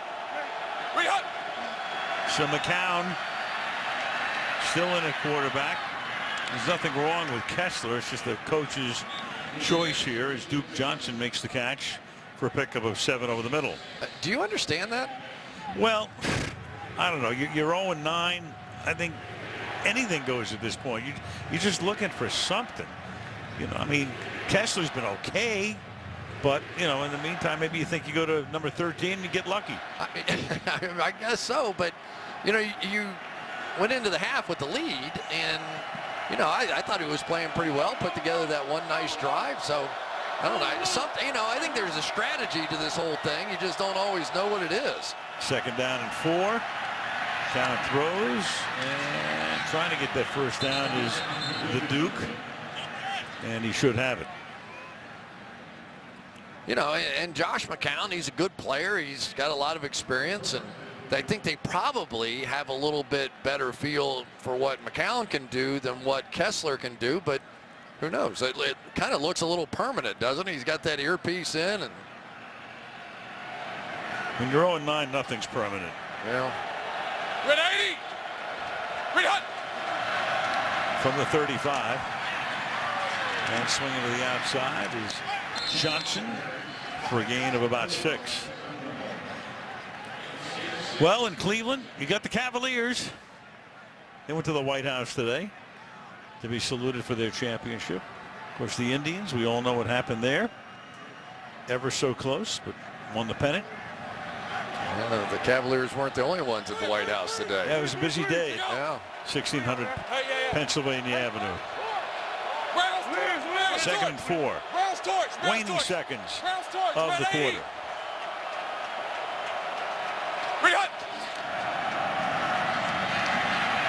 And McCown fires, and that is caught. Pryor, he'll take it to the 41, and that will take us to the final quarter. We have played 3 in the home of the best crab cakes in the world. 21-7 Baltimore. And tonight's aerial coverage is presented by Ram Trucks.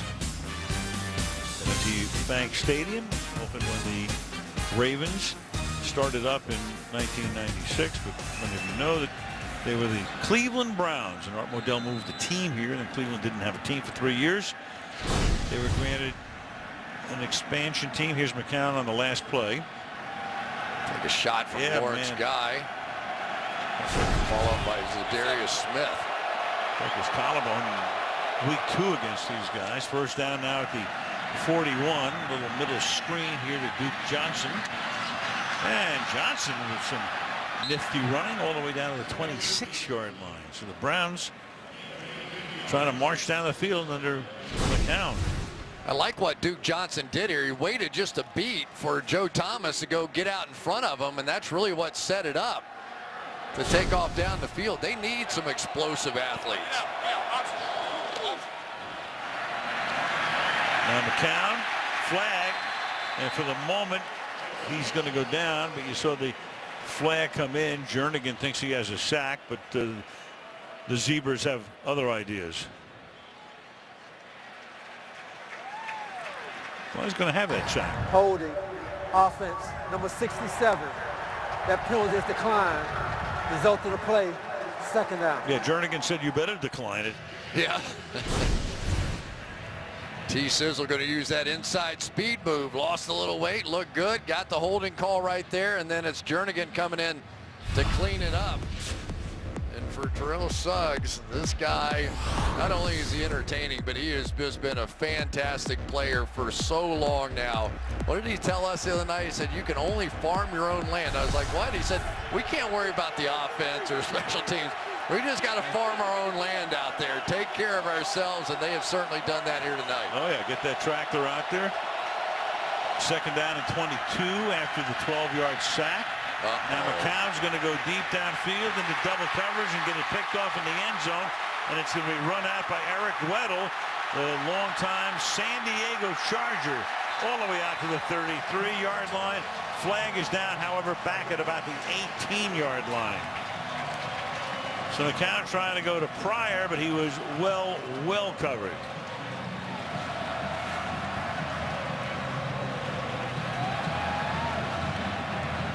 So part of that run back will probably be negated. After the interception, illegal block in the back. Defense, number 57. Half the distance to the goal. Baltimore keeps the ball. First down. And they will. Penalty on Mosley. Still 21-7.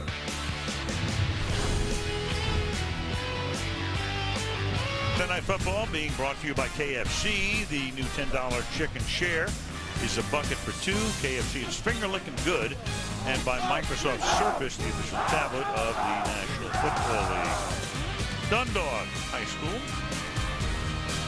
8-2 this season. Owls open up the playoffs tomorrow night against their rival Franklin as that season, high school season, winds down.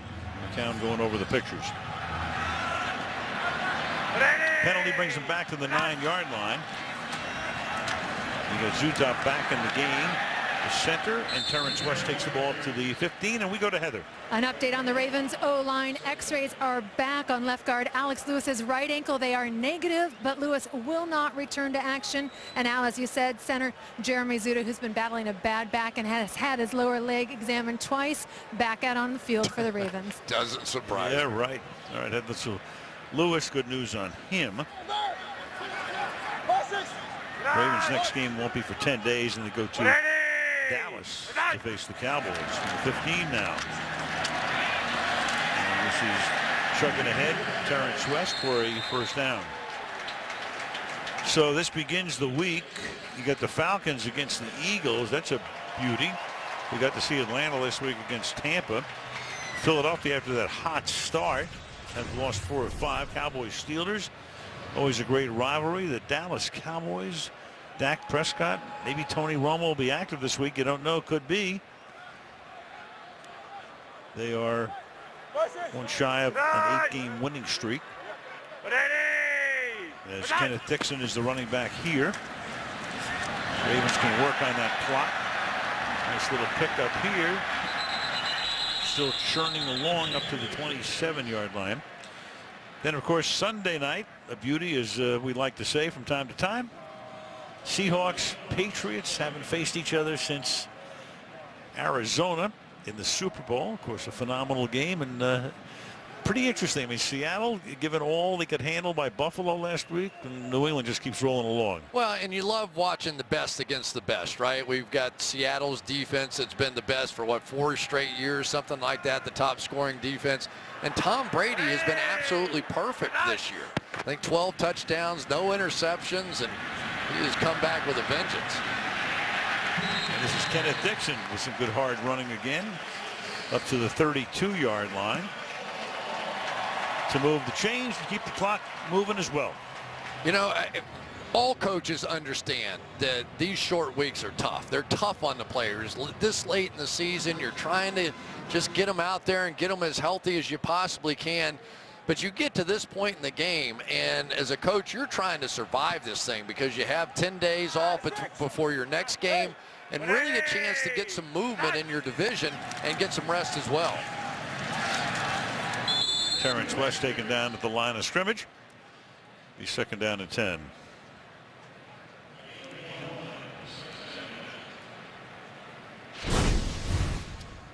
There's Jamie Collins still back out there on the early downs anyway, on playing that outside linebacker position. And he played it about like they would play that in New England. You know, New England It's kind of fun to watch those guys on the outside of New England. They'll sit there about 4 yards outside and then just hammer down when you think there's a hole and make that play. 2nd and 10. Now Flacco will put it up. Short pass underneath. That's going to be a first down. However, you saw a couple of flags come flying in. Perriman again is what would be his 2nd catch, but we will check it out.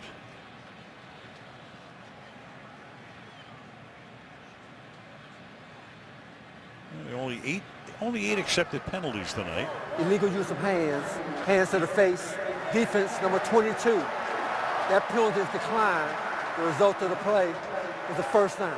Live, you see play gained 12 yards up to the 44. Tramon Williams on the outside.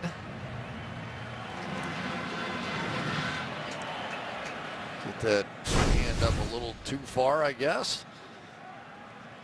You know, Jamar Taylor not able to start in this one. He was a guy that was traded from Miami, has a groin injury right now, but they had gotten to be pretty good together, Jamar Taylor and Joe Hayden. Around the left side, Terrence West. Did you ever play in Baltimore? I mean, you came into the league in what, 81, and the Colts were here, but then they left in 84. I played in the old baseball stadium. What, Memorial? Is that what it was? Yes, it was Memorial Stadium. Sure. So here's what you don't know about me. Okay. I was such a big fan of everything Baltimore. Yep. The Colts, the Orioles. Yep. I grew up in Titusville, Florida, and well, we didn't go on a lot of vacations, but when we did, said, where you want to go? I said Baltimore. My parents Really? were like, what? I wanted to go see the Orioles. I love that team. So from Florida, we drove to Baltimore to watch a weekend series. It was one of the great weekends of my life. The great pitching staff, too, with Palmer and Cuellar and Dobson. Yep. Nally, all of them. Nally, of course. Pass is thrown. And that's to the 47. Speaking of the Orioles, Camden Yards across the parking lot here. Take a look at it. There you Circle go. it. There you go. You know, I did a lot of baseball through the years with Howard Cosell. In fact, we did 2 World Series in Baltimore. Every time we came in here, we'd go, it's Baltimore. It's a Renaissance city. It's phenomenal what they've done with the Inner Harbor. So every time we'd come in, of course, the mayor would send up a case of Johnny Walker Black, and Howard would be off to the races again the next time. Well, there you go. Well, now that I've made it a vacation destination, what am I going to get? Be waiting for you at the hotel. Somebody will. Terrence West to the 41-yard line. Stopped there by Kirksey. So they're just chewing up the clock. And there is not only one of the great players in the history of the Cleveland Browns, and they came here, but Ozzie Newsome's been in that front office since '91. Of course, new records started when the team came here. And Ozzie has done a magnificent job drafting and putting it all together. And that's about like the hat I bought that day when I came up here. Not tonight, though. It's 51 degrees. Nice run. Yep. To the 30. Drive that right now is taking over 6 minutes.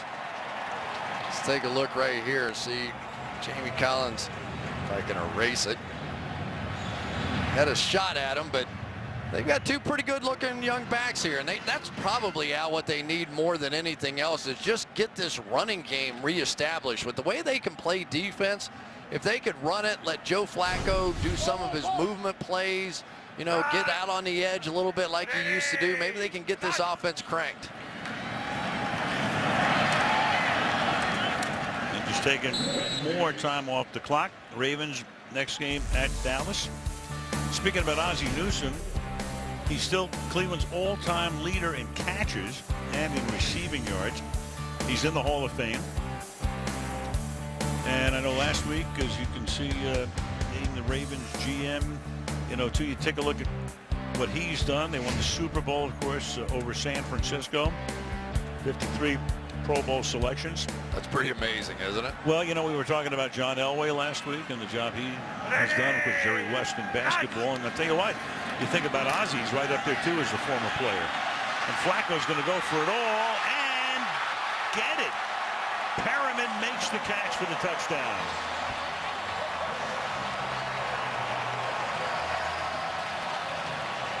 So they work their way very slowly down the field.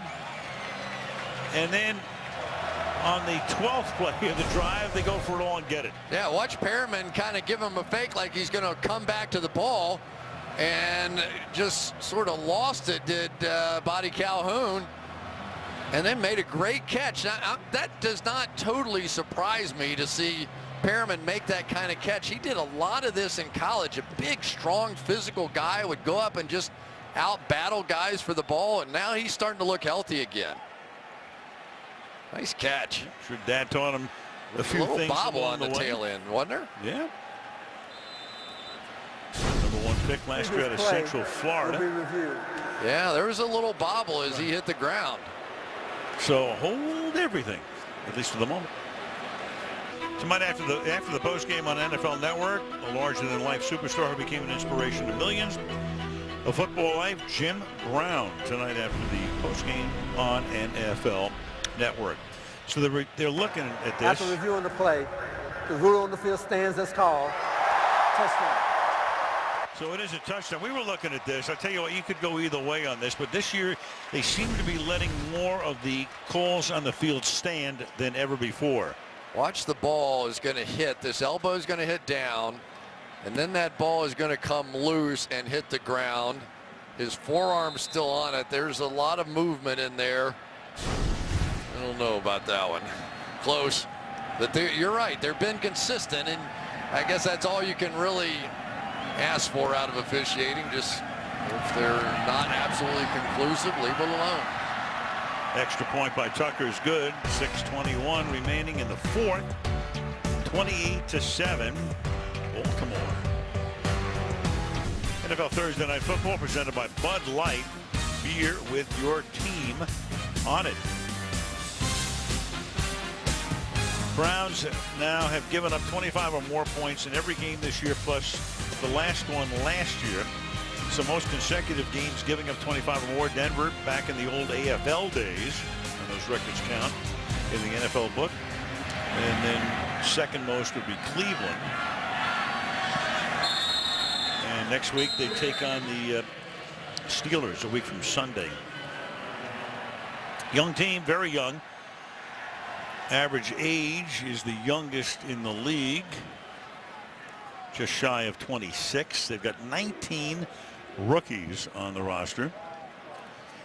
They had 14 draft picks last year, or this earlier this year, and then 11 coming up next year. But you got to make the most of them. It's real simple. Yeah, I can remember a guy named Jimmy Johnson did that with the Dallas Cowboys for a while and took his lumps at 1-15, and how'd that work out? That was okay. Up to the 33, Gary Barnidge makes the catch. That's a gain of 8. You know, we haven't talked too much about. There's Joe Flacco. He's a happy guy. Some of the Cleveland coaches in the booth next to me looked over after that call and like held their arms out like, what? I said, I know. You know, it's always tough calls. Those calls could go either way. Anything can happen on a Thursday night. 54 is the mic. 2nd and 2 from the 33-yard line.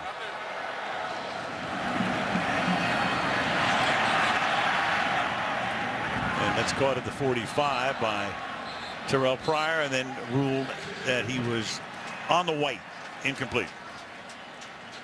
Talking about that Michael Pierce and what he did, the squat in the gym. Here it is. 725 pounds. Look at that bar bit. It's unbelievable. Send that man to Tokyo in 2020 for the Olympics. Undrafted, 6 foot, 340 pounds. How do you block that? Lifting more, or squatting more than twice his weight. 3rd and 2. And Crowell will take that one up to the 40-yard line.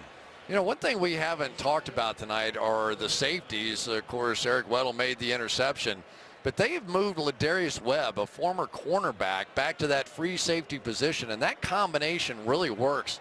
Weddle gets up around the line of scrimmage, makes plays in the running game, and And Webb back there made some great plays last week. Here we go. You got the strip sack here by Suggs. And then the recovery. And the Ravens come up with another turnover. Matthew Judon, a rookie out of Grand Valley State, has the recovery. So T-Sizzle around the corner. I can remember a day when sacks were quarterbacks getting drilled in the back. Now they all look like this. The guy's coming around the edge, and all you want to do is knock the ball out, because statistically now he's going to get credit for a sack, a forced fumble, turnover, and there you go. Working against Joe Thomas. He has 2 of those now. Everything but the recovery. Yeah, he really got off to a great start this season and then had that biceps injury and slowed down a bit, but he looks like he's returning to form now. That's 112.5 career sacks for Suggs and 24 sack fumbles that he has created. Terrence West stopped here. Let's go to Heather. Well, guys, you were mentioning Terrell Suggs, that torn left biceps muscle. It was suffered in Week 6, lost to the Giants. It's the same injury he suffered in 2012, but the opposite arm. Now, that biceps muscle you're looking at connects the forearm to the upper arm. It's the main muscle, which helps to forcefully bend the elbow. Now, a big issue with Suggs is how does he do it with equipment? He's tried wearing everything from a brace to a sleeve. Suggs said the injury is affecting his pass rush. This is before the game, guys, and his tackling, but the real struggle was pain management. I'd say he tackled all 3 of those things tonight. He proved it there as Flacco runs out of the pocket. I swear within about 3 years, Heather and Michelle Tafoya will be doing dual surgery. I want them in lab coats. You know, every week that stuff is fantastic. I love it when they do that. You know, you just wonder who is going to take over when Suggs does finally retire, because, you know, to go from Ray Lewis and Ed Reed and those big dynamic personalities, and then you hand it right off to Suggs, and he's maybe even bigger and more dynamic a personality. And then who will it be? It might be that guy right there. C.J. Mosley is the natural leader of this defense, but he's much more of a I don't know, a little bit of a quiet leader on the field. And the Ravens take a timeout with 4:17 left, on their way to a win. Tomorrow, NFL Total Access. And I'll tell you about that after this play. Is John Harbaugh and his team are ready to go to 5 and 4. 3rd and 10. Dixon, boy, he's had a nice night. Takes the ball down to the 13-yard line. A flag is down. Offense, number 62. 10-yard penalty. Replay 3rd down. It takes away what would have been a 17-yard pickup. Nice block. Nice kick out by Ronnie Stanley there. They had that one set up perfectly.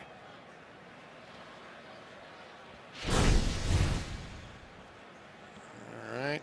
See Stanley going across there, and then Ducasse, as I try to get that to erase, coming across, and he had the hold.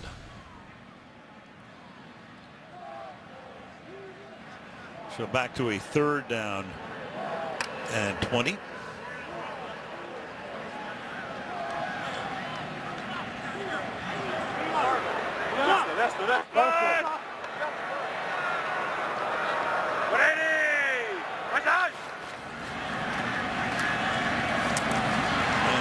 Dropped right into and out of the hands of Rashad Perriman. 4th down. You know, maybe this is the night, though, for the Ravens that they start to snap out of it a bit on the offensive side. You know, they've got a couple of breaks. They've made a few big plays, and the way they're playing defense right now, and it's not just against the Cleveland Browns. They played like this against the Steelers. So if they could just get it going a bit on the offensive side, first place is not going to be impossible for them. Sam Cook, don't know much about history, but sends that one down. Just want to see if you were listening. I'm paying attention. There you go. Down at the 1-yard line by Darren Waller. Thursday Night Football being powered by Ram Trucks, America's longest lasting pickups. and delivered by Papa John's. New pan pizza, up to 3 toppings, just $10. Well, in the history of this league, the only winless teams in seasons of 12 or more games, Tampa Bay in its initial season 0-14. Then they went, the league did, in 78 to a 16-game season, and only the Lions drew a blank all the way through back in 08. Cleveland will be 0-10 after this one, and now does he get out of the end zone? And they say for the moment that he does. Just that entire over the plane. Football has to get out. You know how it just has to cross the inner edge. Let's see, does the entire football get beyond that white line? It did. Yeah, nice call, but just barely. Had it not, that could have been a challenge. Brent Urban in there making that play, but it's still hanging right there. You know, these defensive guys, they want these 2 points, and they may get a challenge here. Yep. Harbaugh wants those 2 points. Yeah, he's going to have them take a peek at this. Again, as Chris just said, the whole ball has to come out. Not like if you're going in offensively when the tip of the ball touches it. Baltimore is challenging that the entire football did not get outside the end zone. All right, so if you're coming the other way, you got to get the whole ball out. And that is just the tip of the cap by Harbaugh to his defense. We're going to try and get you 2 points. Well, it's obscured there. So again, if it's obscured and you don't have a totally definitive look on replay, then the play is going to stand. I think it got outside anyway, but not by a lot.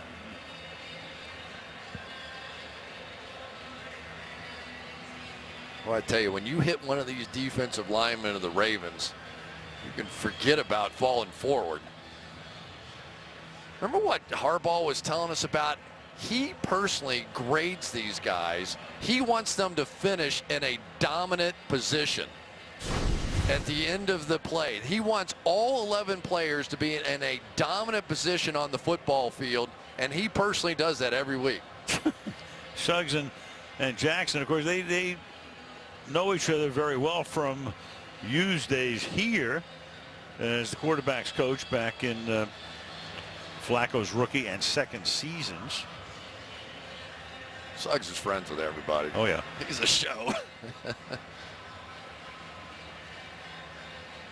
Where does Cleveland find a win? Well, they go home. They got Pittsburgh, the Giants. Then there comes their bye week late. Then Cincinnati, so they do have 3 home games in a row for what that's worth. They go to Buffalo. San Diego goes in, then at Pitt. After reviewing the play, the rule on the field stands as called. Baltimore's charge is second team timeout. I think you're right. I think Harbaugh just said, hey, here's the tip of the cap to the defense. I'm going to try to get you guys 2 more points. Yeah, it's a good thing for a head coach to do. Well, sure. Yeah, they appreciate it. They're going to try and get a little rest, and now they'll come attacking again.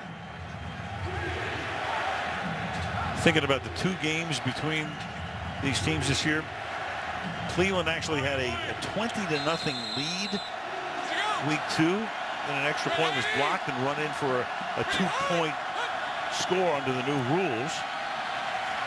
Cowan tipped, and they may not only get 2, they almost got 7.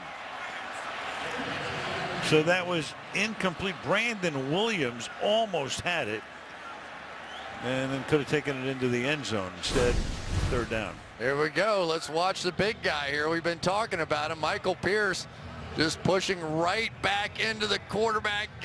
He's only 6 feet tall. That's pretty impressive. He got the tip of the ball there.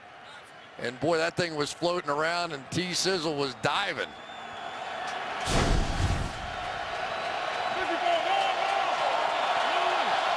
Third and 10.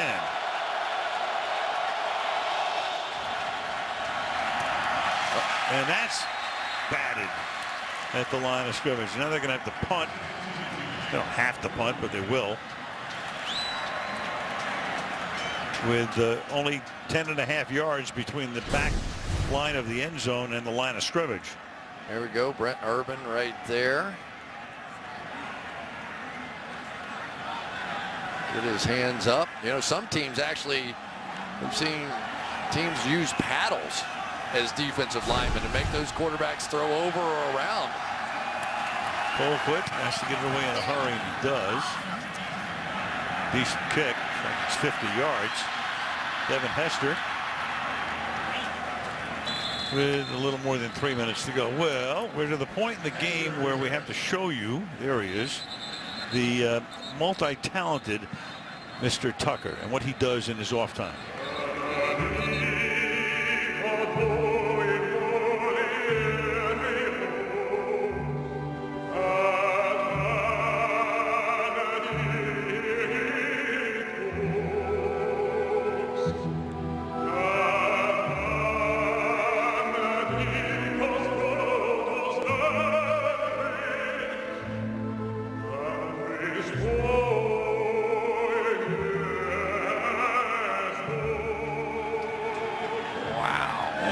Great. Justin Tucker next week. He'll be playing at the Fountains at the Bellagio in Las Vegas. May go. Ryan Mallett is the quarterback. Takes it to the 39. So nice little garbage time situation here for the Ravens as they can get ready to have 10 days off before their next game, which will be in Dallas.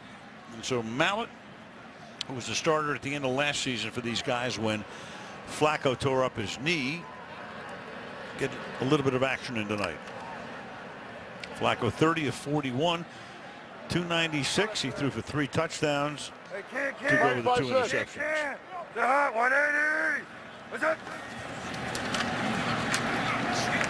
And Javoris Allen gets his first carry of the night. You know, this is a big opportunity here for the Ravens because teams in their division in tough. You talked about Pittsburgh taking on Dallas. The Bengals have to take on the New York Giants on Monday Night Football this week, and that one won't be easy. And it ain't easy for Hugh Jackson and the Cleveland Browns. Baltimore leading 28-7 at the 2-minute warning.